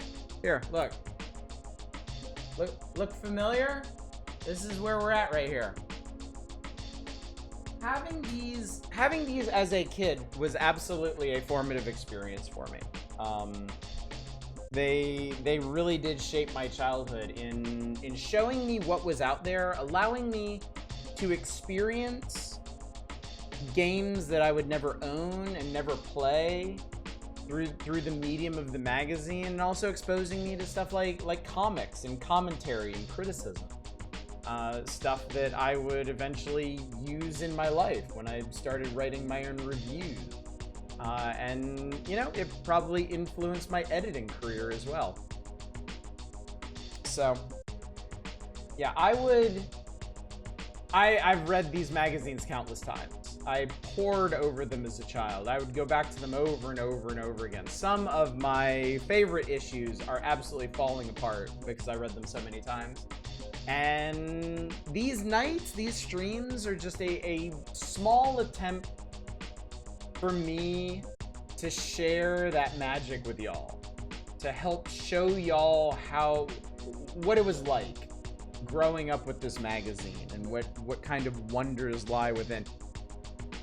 We have our fair bit of criticism. Nintendo Power certainly wasn't right about everything. There was there's plenty to complain about, but overall it really was a magical thing. It was a true treasure to get in the mail every month. Anyway, I need to catch up on chat. Let's see. Been looking for a Nintendo Power that had a comic set of Legend of Zelda: Link to the Past. Yeah, you'll find it there. It's got all of those. Not the biggest Nintendo fan, but Reggie was great. Reggie was great. Reggie kind of did make the company for the time.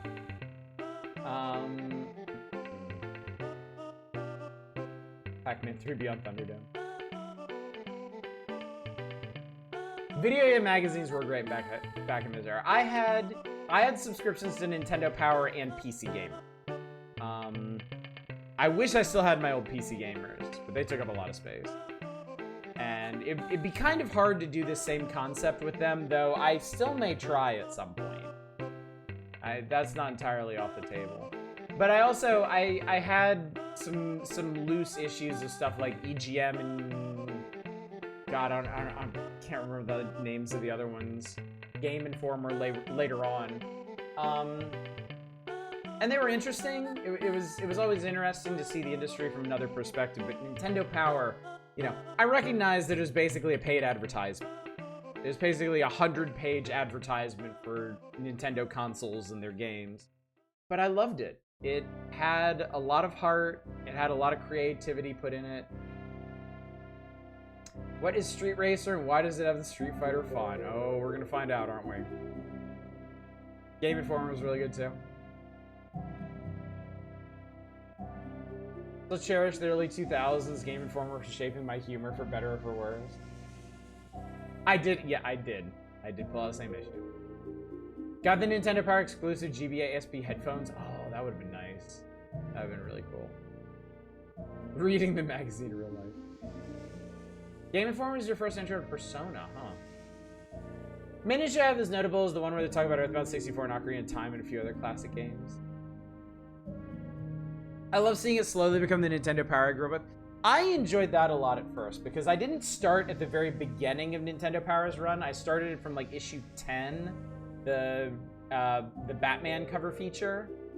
So going through those first 9 issues before that was really interesting for me because the magazine actually changed a ton over that first year and change. Oh my god. We ran out of music. Moving on. It's showtime. It's showtime. And obviously we've come a long way from the halcyon days of 1988. You know, we've covered 7 years of Nintendo Power. The magazine has changed a lot. Features have come and gone. The style has changed. The aesthetic. I mean, classified information, God bless it, has actually maintained its look and feel pretty consistently the whole way through. But the rest of the magazine has changed a lot, and not always for the better, as we've talked about a lot. Game Pro, that was the one I couldn't remember. Thank you, Manic. Grew up during the slow decline of gaming magazines. It's so cool to go through them. Doesn't matter if it's basically a paid advertisement. It got you hyped about a lot of games. It really did, yeah. Earthbound 64, I was so excited for that. It just fizzled out. I'm looking forward to getting to the coverage of that. Because just as a quick recap, I got a Nintendo when I was like 6 or 7 years old, I guess. Around the same time that I started reading Nintendo Power, like 89 or so. And then I was the Nintendo kid. What game is this from? Waterworld. No lie, SNES Waterworld has an incredible soundtrack. I don't know if anything else about it is worth a damn. But yeah, this song, I genuinely think this song shows up in more like chill SNES mixes than any other song. And it's from fucking Waterworld. It's from a licensed game from Ocean. What the hell was I saying? Oh yeah, I was a Nintendo kid. I had an NES, I had a Game Boy, I had a Super NES. I was all in. I was super into Nintendo stuff. Didn't have a Genesis. Yep. Until the Nintendo 64. The Nintendo 64 ultimately was a big disappointment for me. It was a combination of the system. The system and its games weren't as exciting as I was hoping. It didn't have the games that I really wanted, RPGs. And I was getting back into PC gaming at the time. We had finally gotten a 486, something that could actually play real video games. So I ended up boxing my N64 and moving on to PC gaming. The only N64 games I played were Mario 64, Wave Race, Shadows of the Empire, Turok, and GoldenEye. I think that was it. I tapped out on the N64 before the Zeldas. So, and then I was on PC gaming for many years. I came back to console gaming with the I came back to console gaming when the Dreamcast was canceled.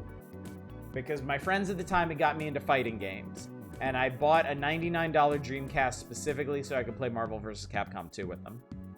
And then a year or two later, I got a PS2 post-launch. Like a year or two after it launched.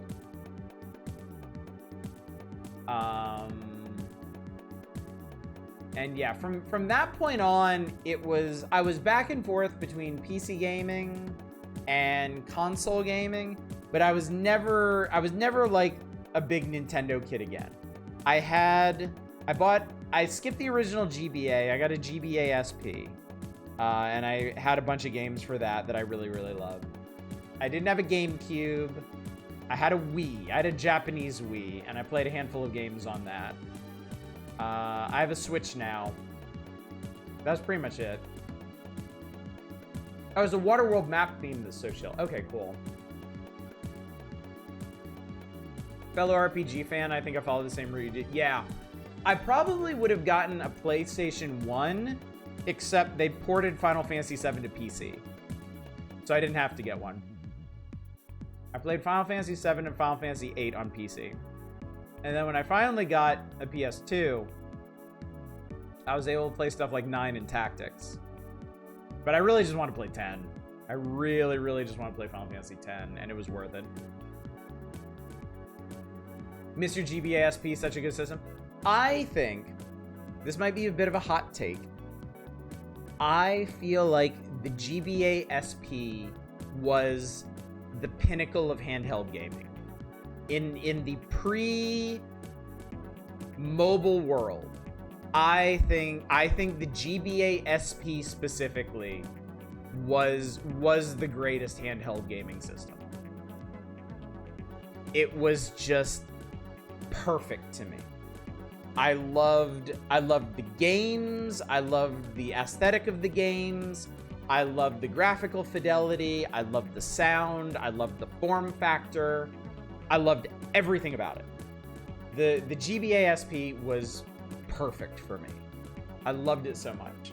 The old brick Game Boy, I have a very soft spot in my heart for the old monochromatic Game Boy, but I mean, it was hard to play at the time.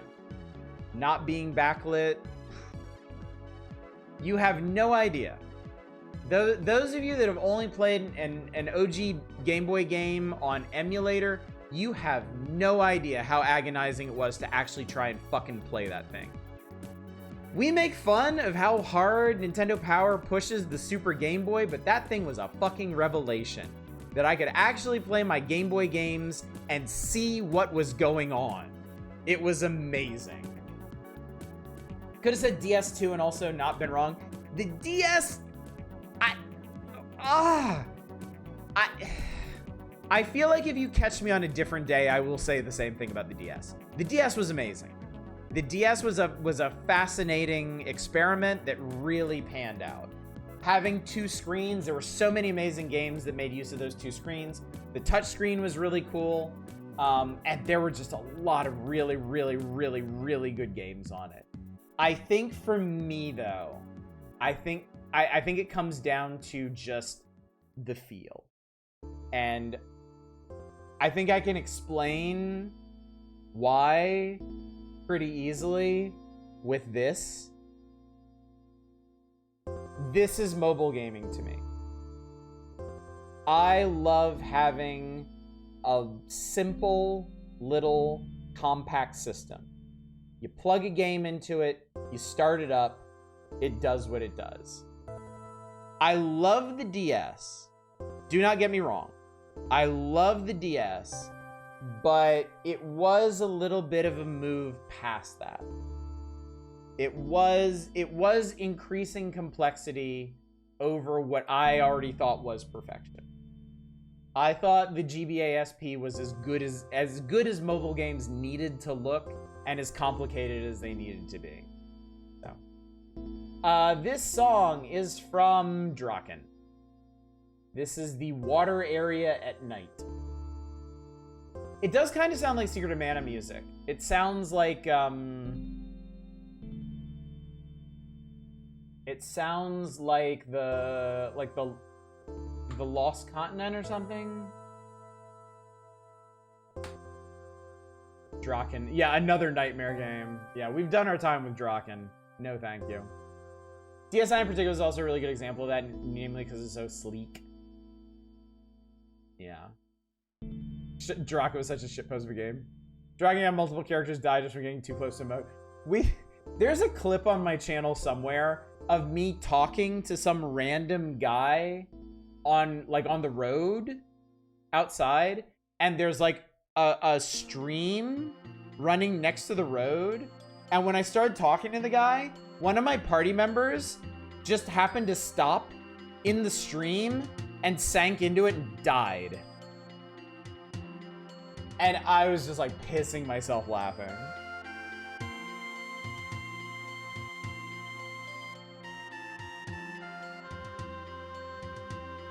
I'm saying is the GBA SP fit my pocket? Yeah. Form factor, the clamshell. Big factors in why I liked it so much.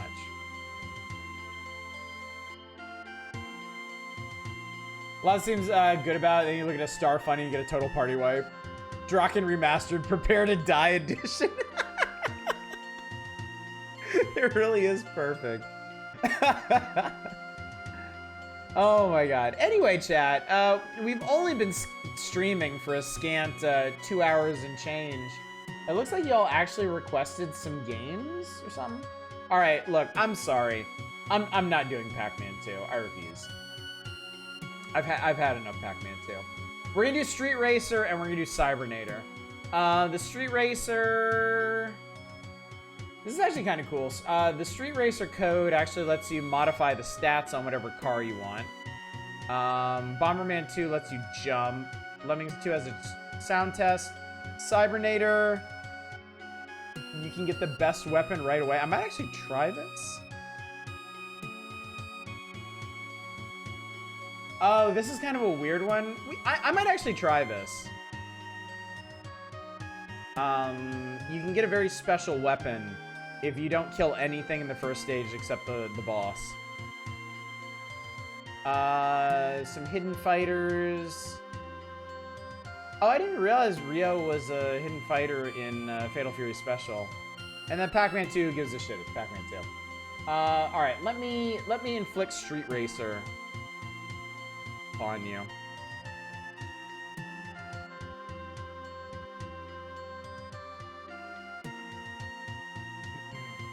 Follow-up Sword of Draken 2 is nothing like it. Are you talking about Dragon View? Because if you're talking about Dragon View, I did a full stream of that. I did a full playthrough of that, and it was actually pretty good. We actually stand Dragon View around here.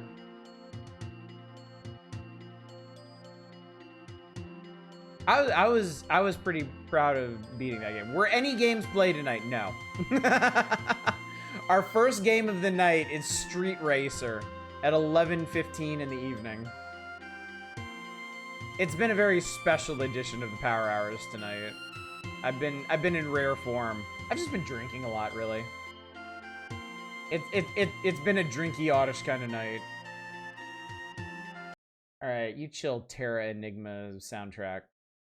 I've got street racing to do. Under Power Hours, the drinking hour. Dragon View reminds me a bit of some of the Ys games for some reason. Ubisoft. That is a really weird Ubisoft logo.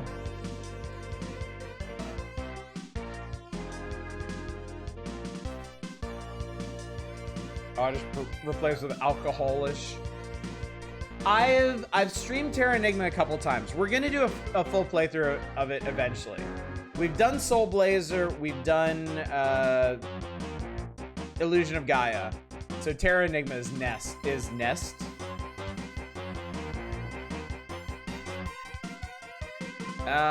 Fuck it, let's do Championship. Why not? They did have a logo between the swirling toilet flush and had a lot of character to it. All right, we gotta pick a character. We can be the strangely white Indian guy. We can be Frankenstein. I don't think we can be this guy. We can be Biff. I'm pretty bald. This might be close. We can be Raphael. We can be Surf. We can be Helmet.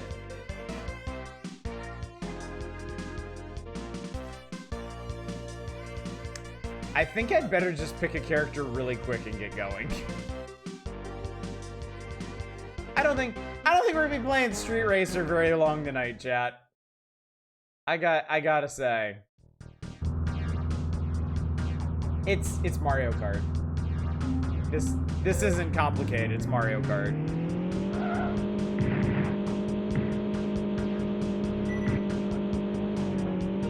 Ubisoft looked at Mario Kart and was like, yeah, dog, I want some of that.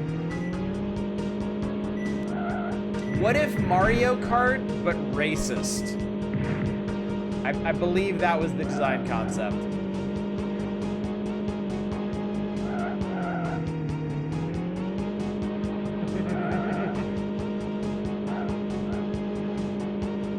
Like, I think I'm even picking up coins, too.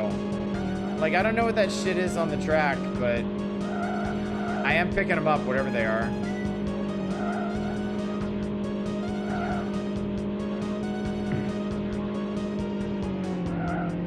Frame drops on the turns. It does play pretty smooth, I gotta say.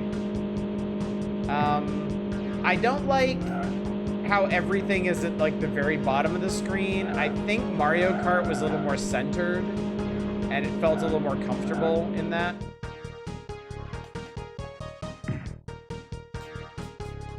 Shit on the track as a game. Also came out on Genesis where they gave up entirely and making a Mario Kart clone and just made a Road Rash clone instead. That's pretty funny.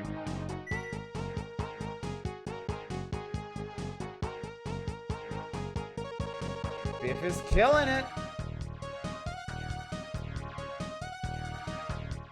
Huh, you get bonus points. Fastest lap and star bonus. Seems like a weakness of games there. They only really use the bottom half or a third of the screen. Yeah. And I understand if you're doing a mode 7 game, like the viewing angle is kind of a big deal. So yeah, your gameplay area is by necessity going to be a bit flat, and balancing that out is a bit tough, and like all the racing games of this era struggled with that. Frankly, I really think they should have just... Look, they were already copying Mario Kart to a ridiculous degree anyway. They should have just copied that aspect of Mario Kart. I think it was kind of folly of them not to. Because the other thing, like putting your cart at the very bottom of the screen distances your view from all the useful information at the top of the screen. Like, you have to take your eyes off of the road and the race entirely to look at the map, to look at the positions, to look at the KO meter, whatever the hell that is. Was this at least better than the Super FX racing game? Well, yeah. Stunt Race FX was terrible. Mainly because of its technical issues. That dirt bike racing game, Dirt Tracks FX, was actually really good. Kart Racers wise is very audio straight from Sonic Cross Worlds, so looking at it, well, yeah, I would imagine so. I mean, imagine going from Mario Kart World to this. This was exactly 30 years ago, don't forget. In case you didn't already feel old.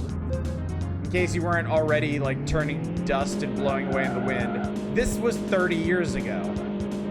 That's not exaggeration. Literally 3 decades. The other thing about the angle here, it makes it really hard to tell what the things on the track are. Like, apparently there are landmines that I keep driving at, those things. The kind of like green bordered ones. But because of the Mode 7 perspective, it's really hard to tell what stuff is until you're on top of it.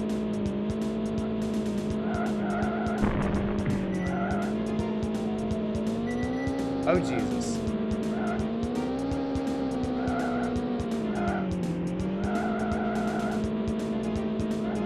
What was that? I pushed the A button. Maybe you can attack other people that are next to you in this?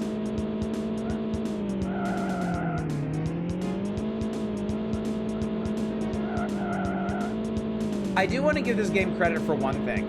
A lot of racing games from this era do a really bad job of capturing the sense of speed that you need for a truly effective racing game. I think this one does a decent job. Can't accuse this of excessive rubber banding. No, you cannot. Previous race, somebody got a point for punching. Yeah. Character animation select scene did include attacking. So yeah, that must be on the A button. So it seems like the B is the accelerator, A is attack, and then Y is your weapon, or like whatever item you have. F-Zero is fantastic. F-Zero is great. Sorry, I'll do one more race. I gotta be honest with you, this isn't bad. It's actually a pretty solid racing game. It is a straight Mario Kart lift, but I mean, it plays fine. It animates well. It's colorful, it's bright.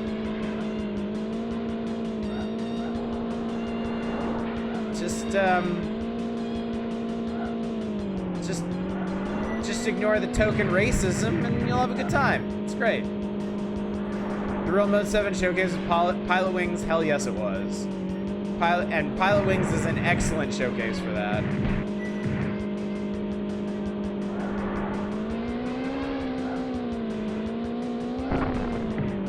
I'm not sure if you actually have items in this game or if you just have a nitrous.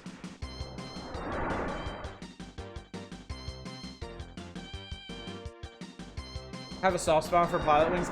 I never played Pilot Wings as a kid. I only played it a couple years ago as part of the Power Hours, and it was really cool. I was genuinely really impressed. All right. So now you are intimately familiar with Street Racer. Condolences. Let's do some Cybernator. I fucking love Cybernator. I love 2D giant mech games. I love Cybernator. I love Metal Warriors.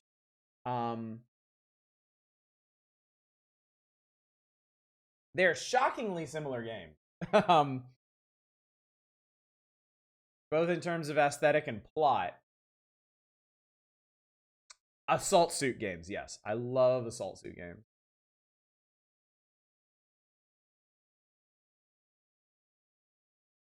All right, I'm going to try and do this napalm trick. Old Konami logo. When our front mission Gun Hazard gets a mention in Nintendo Power, we'll find out. We will find out.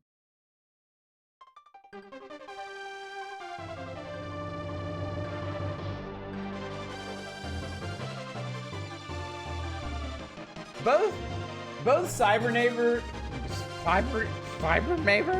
both Cybernator and Metal Warriors are like, can we please make a Gundam game? No? Fuck you, we'll do it anyway. Metal Warrior is the one where you can actually get out of your suit, walk around, and get in other ones. Metal Marines, I would love to learn how to play Metal Marines someday. That game is complicated as hell. Can make a Votoms game, though. Captain, this ship will break into the enemy colony. Our goal is the battlecraft under construction there. After penetration, deploy the assault suits. Target Earth and Genesis is another one I love. Is the same series as Cybernator.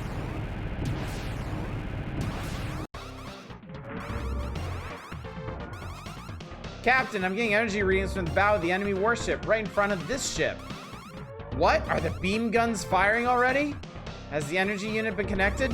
No, not yet, but there's no time. Roger, I'll destroy it. Versus retreat. Okay, excuse me while I just glide through the entire level, because apparently this is how this trick works. If you get through level 1 without destroying anything except the boss, you get like a super powerful new main weapon.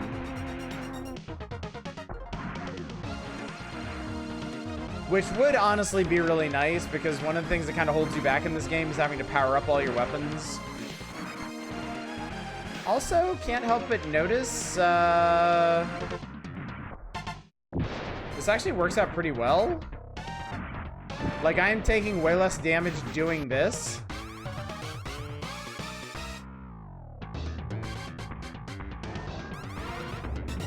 Found the energy unit. Roger, destroyed it immediately. That's an order. Okay, so I can fight this thing. Please.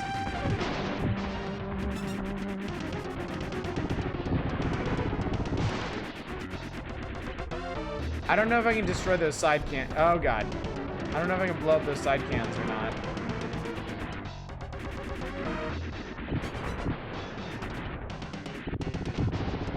Boom! Mission complete. Condition green. Captain, all right, we're out of here. Full speed ahead.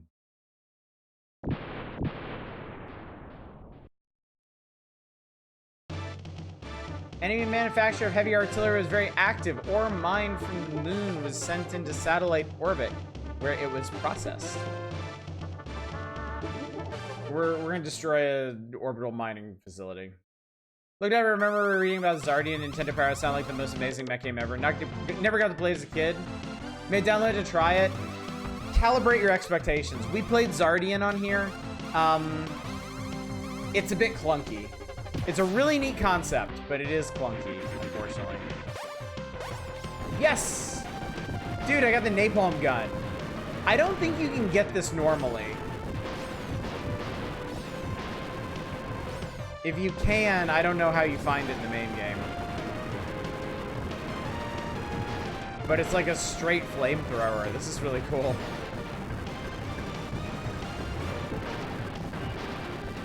Now I kind of want to replay UN Squadron.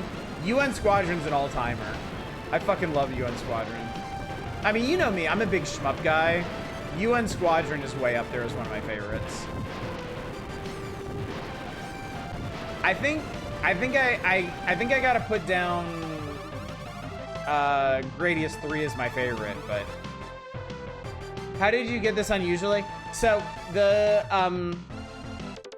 classified information trick, if you go through the first stage without destroying anything except the boss, you'll get it.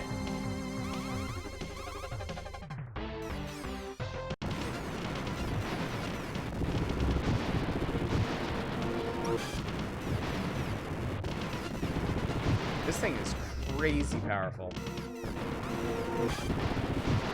It's just like one-shots everything.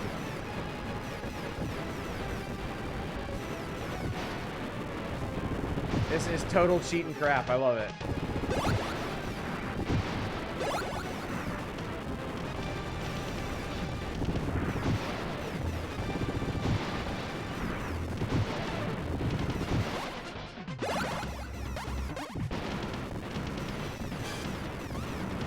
I really don't think you need to use anything else besides this.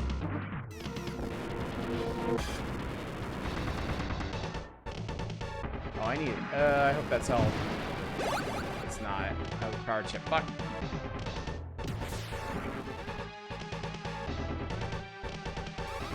Alright, that's it. Huh? What's that? Did something happen? I just got an energy reading from the bedrock in front. It was pretty big. I picked something up there too. I have a bad feeling about this. I'm going to check it out.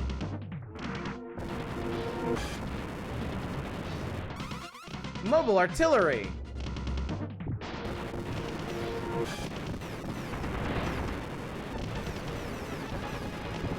Oh my god, this gun is busted.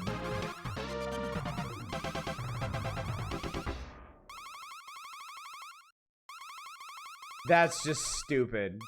This thing does like infinite damage.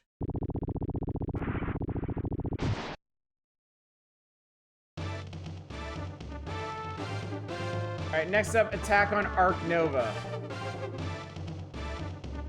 How do you get the napalm weapon otherwise? You don't. It is not in the normal game. You start with the Vulcan and the Punch, and you can get missiles and laser beam. So I think normally you only get 4 weapons total. The napalm is not a normal weapon. I think the only way to get it is through this trick. All ships prepare to advance, penetrate Arc Nova's plan to destroy the base from inside. Forces will approach as close as possible, but the enemy fire is strong, so take full precautions.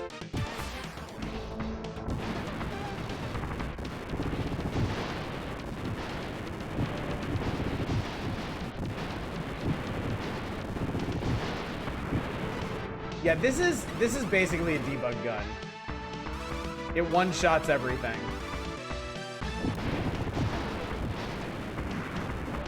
Feeling napalm is... No, I get the feeling that the napalm was a debug weapon that they left in because it's awesome.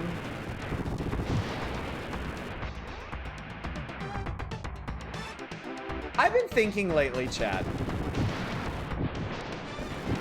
because there's been a lot of the discourse surrounding Silksong and good old accessibility. And I've been thinking about this lately. And I realized that, like, we've actually had accessibility considerations in video games for a long time. They just came in the form of cheats. Like, so many of these old games had cheat codes and secrets in them to get, like, super powerful weapons or invulnerability or something, which is, in a sense, accessibility.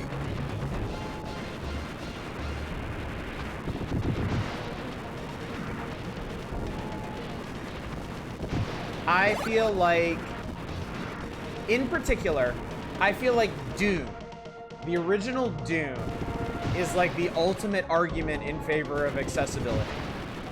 Because Doom is universally beloved. It is like extremely successful. It is challenging. It has a huge community around it. And from its very inception, you could type a couple letters into your keyboard and be completely invulnerable, have infinite ammunition, and walk straight through the goddamn walls. And nobody ever had a word to say about the vision of the developers or the sanctity of its difficulty or anything. Doom shipped with full accessibility features, including invulnerability and wall hacking, and nobody ever complained about it.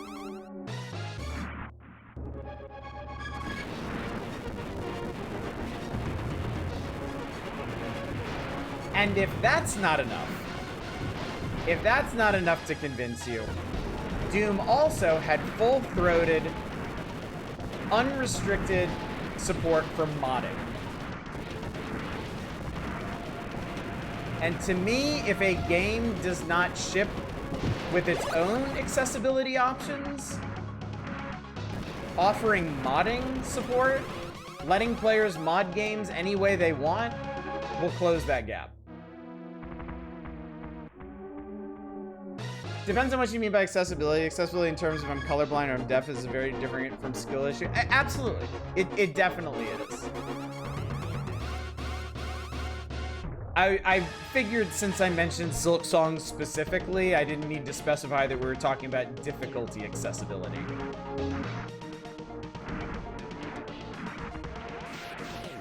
Like, obviously considerations need to be taken for, like, colorblind folks.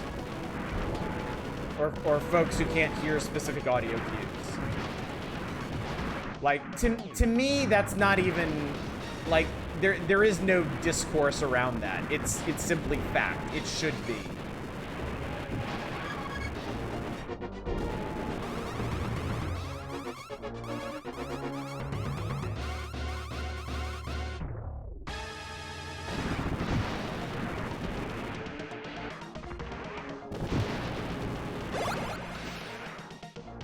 Didn't ding his Silksong's accessibility yet. Well, you'll be pleased to find it doesn't have any.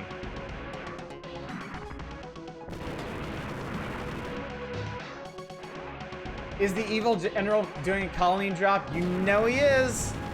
You know he is. You don't even have to ask. We're on a space colony. It's dropping.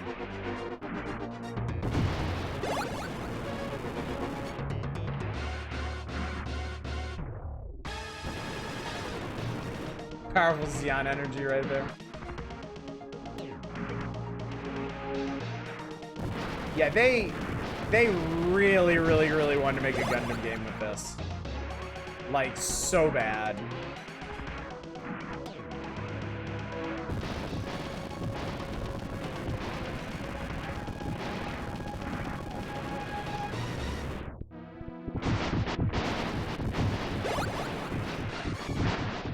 Then posing stuff from Y and so that in Jet Jaguar's combos and the big guy trying to drop Xeon are funny. From Jupiter, from Mercury, you should understand my goals.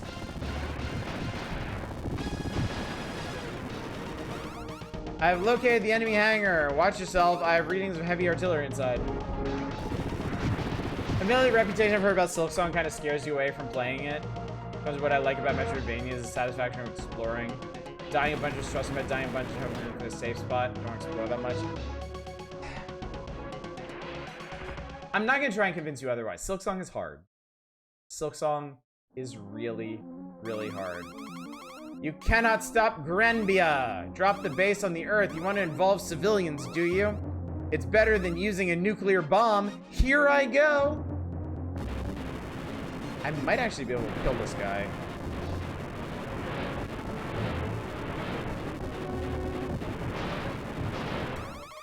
Two minutes left until impact. Concentrate attack on the main engine.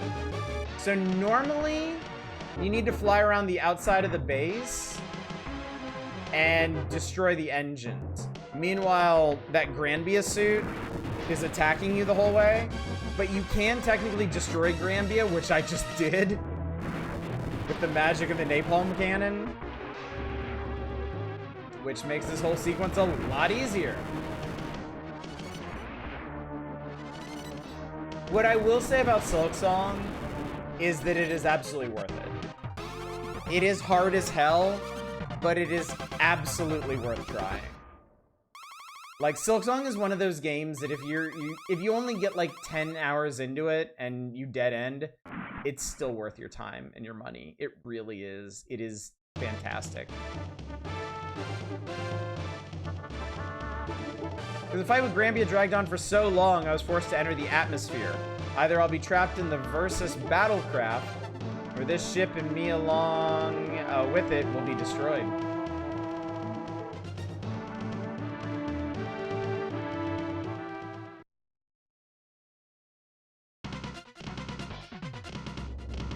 This is a neat stage.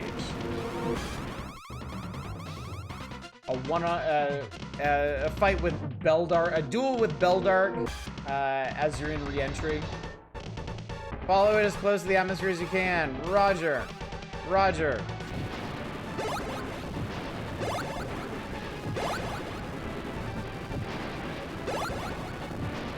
So I don't think you can defeat Beldark here, but you can blow up all his friends.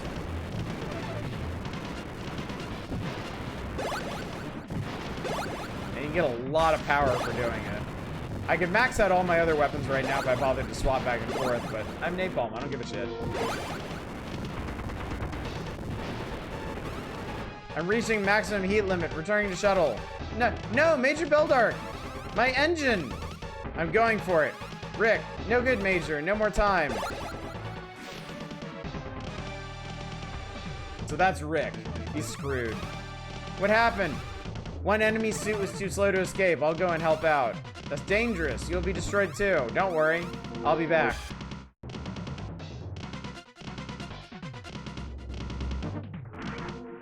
That's Rick. He sucks. On the cheat thing, I think Game Genie's appeal is also basically an unofficial difficulty-based accessibility. Yeah, like basically like a cheat engine or trainers, right? The value of cheats really cannot be overstated. So in the background, that's the enemy ship. And those are their mobile suits coming back. Launching the transport shuttles. How many? Just one, but with several assault suits guarding it. Apollo, Mitch, intercept. Roger, Roger. All right, there go Apollo and Mitch.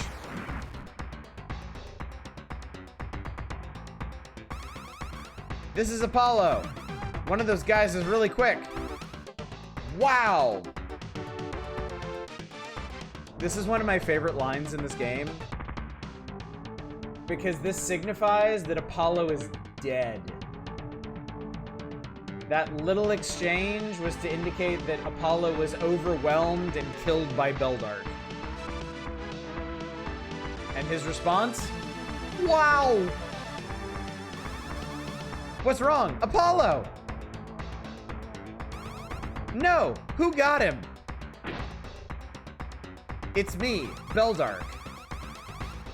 You from before. We meet again. What? How did he get onto this wavelength? You helped Rick. I wanted to thank you, but I'm taking him back. You just try it. So then we gotta fight Beldark. Are you alright, Rick? Yes, Major. Okay, stay there. I'll pull you up. Beldark's actually a pretty tough fight. I mean, Napalm, we're able to, like, 3-shot him, but without Napalm, he does a lot of damage really fast. You can very easily get Apollo'd. Cheese mods are amazing. Hadn't thought about finding some for Hollow Knight. Might be worth it.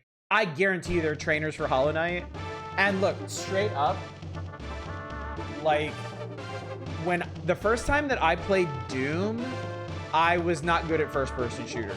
I couldn't really handle what I was doing, and it freaked me out too much. Doom was actually too scary for me when I first played it, but it had cheats. I could turn on invincibility mode, and I could run through the entire game. And doing that, I could see what all the enemies were, what they did, where they spawned, where all the items were. So then a year or two later, when I had more gumption, and had matured a little bit, I was finally able to play through the entirety of Doom without any cheats, and it was a really gratifying experience. I'm telling you right now, games like Hollow Knight and Silksong, straight up, they could put an invulnerability toggle in their options menu. No unlocks, nothing, just invulnerability toggle. Let it turn off achievements if you want to preserve people's illusion of accomplishment. But you put invulnerability toggle in those games, they will sell even better than they do. And it ain't gonna hurt fucking nobody. It just means more people are gonna be able to enjoy amazing games.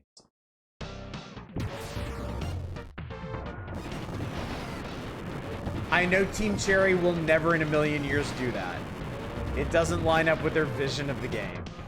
And frankly, I think sometimes a developer's like ideal vision of their game can get in the way of it reaching wider audiences. Obviously, it didn't get in the way of it being successful. I almost said that, but I corrected myself. But they could definitely do some very simple things to make it accessible to a larger audience, and I really believe it would be a net gain. Team Cherry spent 7 years not listening to the internet, and honestly, it kind of owns. I can't disagree. I've been on the internet. I am on the internet.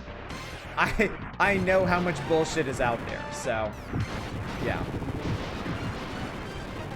I can't really argue with the result, but I can weigh in on it at least.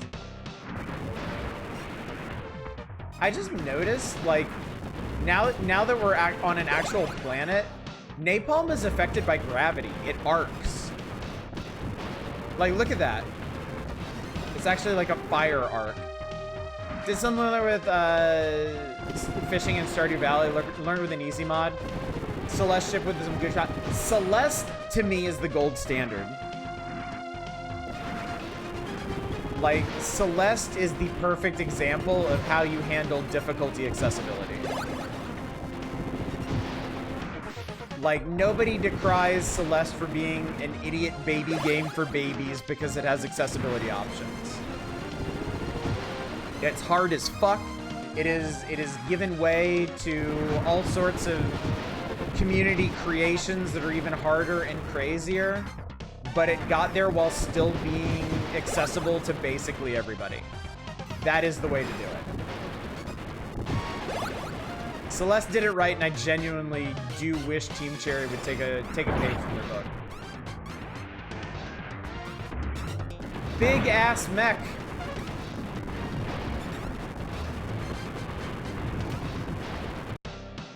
Level of the napalm. You can't. That's what that little line there next to it means. All the P chips I've been getting have been going to napalm, and they do nothing. Napalm is already maxed because it is already perfect. Never speak to me or my napalm again.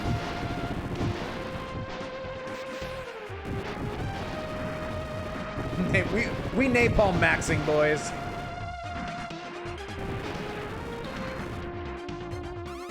Is the shuttle this way? Yes, hurry!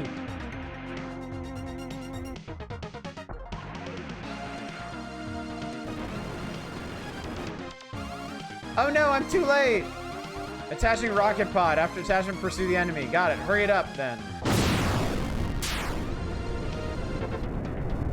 This is an interesting, like, pseudo-optional boss. You're supposed to destroy the rocket, but you don't actually have to complete the level. Slide thing teller reminds me of Heavy Gear with the skating system. It was probably directly inspired by that.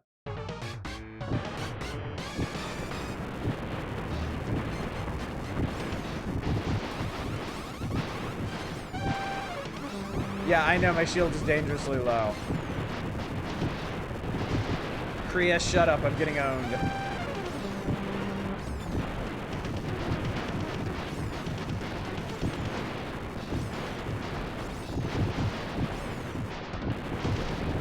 This guy's guns make the cutest little whee noise.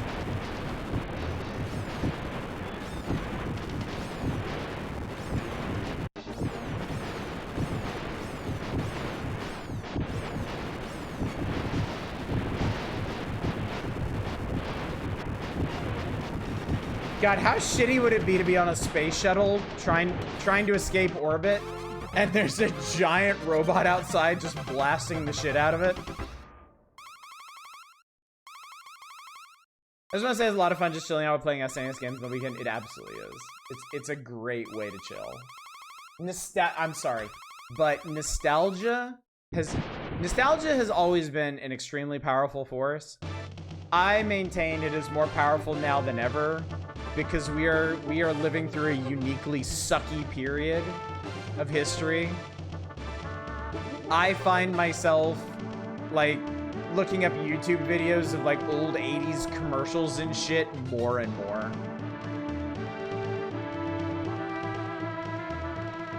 Playing the games from my childhood is uniquely comforting. I need this. I absolutely 100% need this. Some forgiven EverQuest 2 devs for taking an intricate lore-heavy storyline that had been the game from launch and locking all the progress in it from one X-Pack behind the raid expansion. Don't reach the rendezvous point in 6 hours. Won't be able to join in on the Soldier Soul plan. To get there, we have to get over this mountain. Mitch and I will go first and destroy the anti-aircraft guns. Should be reconnaissance planes hanging around near the army base. Let's make sure they don't find us. I got a video for you then. Is Nostalgia 80s video. It goes over the culture and changes of the 80s. Like just smokable and watch it a lot. Zargnov, you can link it right in chat. Or if you want to join us in Discord, you can link it in the main channel there. I'm not precious about links here. I trust my community members. If bots show up, we just execute them. And you are far better than a bot. We know that.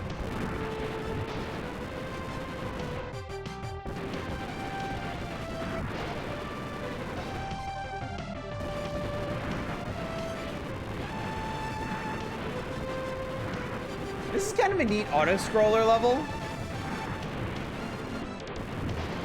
For some reason, like, you're turned around backwards. Like, if you can actually turn yourself forwards, I don't... Oh, there we go. Oh, you gotta jump and turn around, that's why.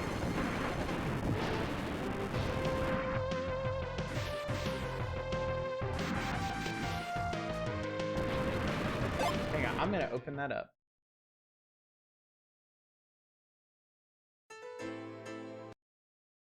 Oh yeah. Oh yeah, I'm definitely gonna watch that later. That's gonna be great. Thank you. Thank you so much for that, Zargnol.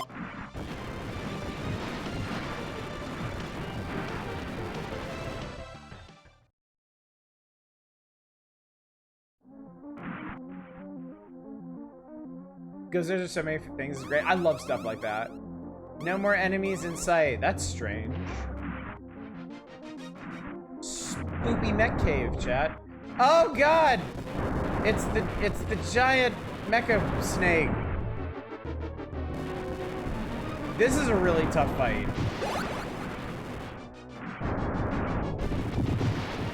Except I have napalm, so who gives a fuck?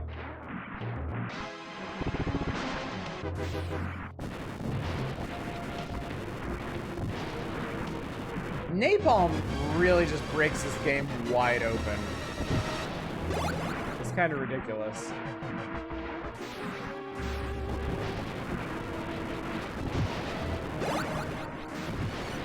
I mean, you still gotta be careful about not taking too much damage, which is pretty hard in this game.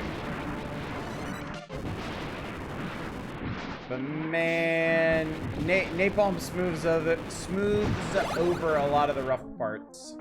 ASV is something I used to find some movies and such. I would see a movie I didn't recognize, look it up and watch. Seen some great stuff I missed. Zardnov, if you like explainers, there is a channel called Secret Galaxy that I love. It's this guy who does like the history of different pop culture franchises. Everything from like Ninja Turtles and Power Rangers to like Jason the Wheeled Warriors and Bubble Tape. Just block the bullets with your face. The irony of this is that you have a shield, and I'm just too stupid to use it. 80s animes like Macross. He has seriously like a 2-hour compilation video on the entire history of like Robotech and Macross. It's pretty exhaustive. Oh, Jesus God.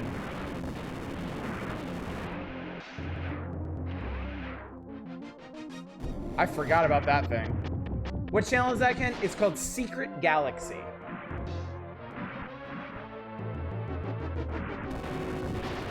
If somebody wants to link one of their videos, go right ahead.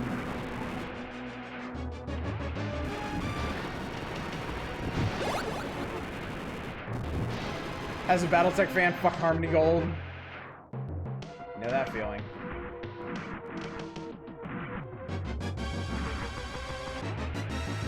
Yeah, I think you'll like it a lot. The dude has a really good delivery and really good writing. This is a really good channel. And I'm a little lost. I don't know where the hell I'm going.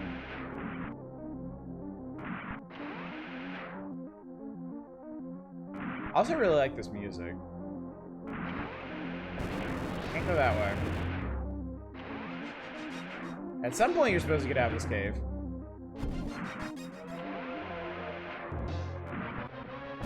There is technically, supposedly, a way out of this cave. Macross fan, as a Jetfire fan, as a Dragon Ball fan. Lots of reasons, really.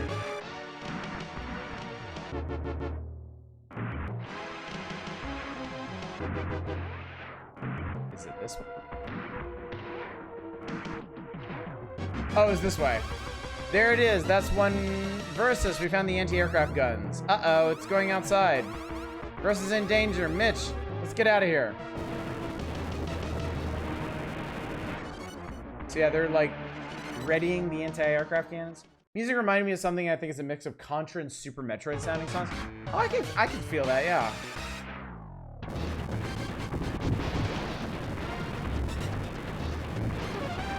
So I think this is a timed fight. I think you need to destroy all the anti-aircraft guns before Versus bites it.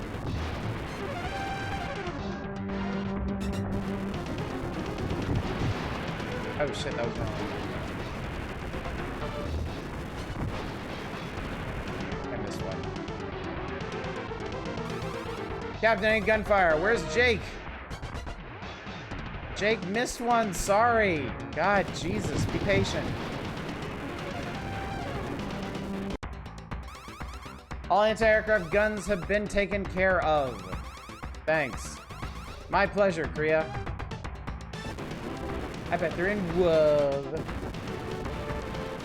And then I guess we gotta beat the boss anyway.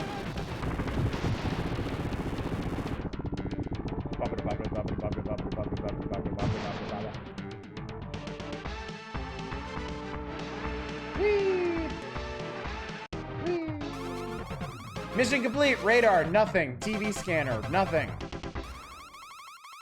I did it. There's nothing. There's nothing left. Why is Jake? How is Jake? When is Jake? Mission complete. Let's join up with the others.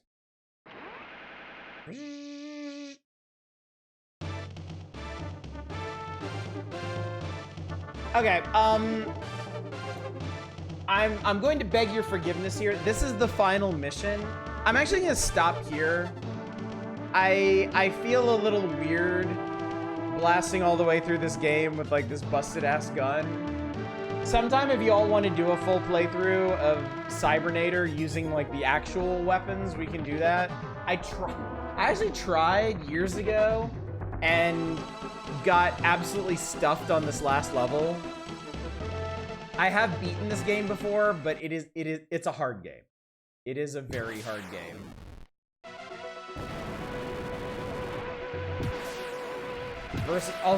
Versus ain't looking too hot anymore. Uh-oh, everyone listen up, we've gotten this far, and here's where the war is going to end for sure.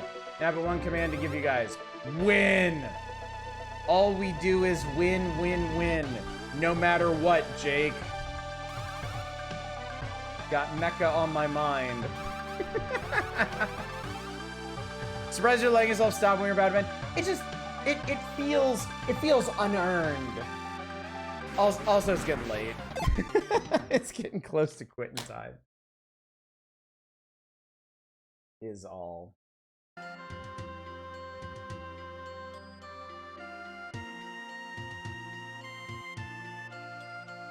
All right, so anyway, that's this page. I tell you what, let me... I'm gonna roll the dice. I'm gonna turn the page. We got... All right, I think this is fine. I'm gonna go ahead and close down requests. I really don't think there's anything else on here we need to play tonight. We got adventure passwords for Indiana Jones, which is... I wish it was better than it is. I wish it was more like the Super Star Wars games, but it's pretty frustrating. Game Boy Sam Show. Get a bonus samurai, why not? Game Boy Sam Show is pretty solid. As far as the Game Boy Fighters go, it's alright. Level skipping Lion King, good. That game is ass. Bonus sounds. Oh yeah, there's a sound test in Final Fantasy Legend 2, which is cool, because Final Fantasy Legend 2 has a really cool soundscape. And then another boss code in World Heroes 2 Jet. Looking at that YouTube channel, I saw you did some videos on VHS type games. Had an interest in those recently. Oh, like the, like FMB games? He touches on all kinds of stuff. I think he originally started as like a toy channel, talking about action figures and stuff, and then eventually branched out into broader like pop culture history. But yeah, you need to find a channel that focuses on early 2000s stuff. I know it's out there. It's gotta be out there. But yeah. Level skip for the Lion King in case you wanted to actually see all of it. For all the nobody that wants to see more of it. All right, chat, and then... Oh, Lord. Okay, so, when we come back on Thursday, this is where we're gonna be. Let's experience the mid-90s majesty of Jim Carrey in The Mask. And his fucking dog, too. So, yeah. All right, that is definitely gonna do it for tonight.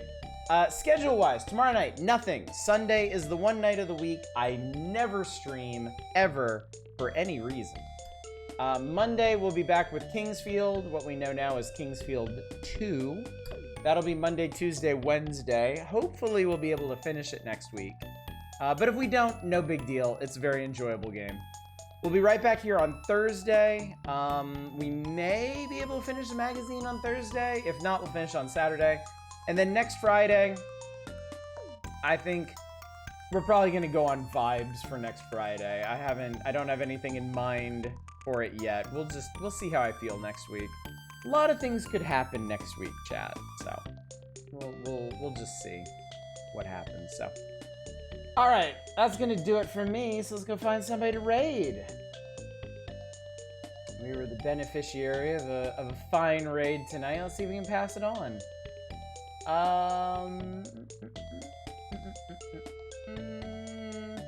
I think tonight we will go...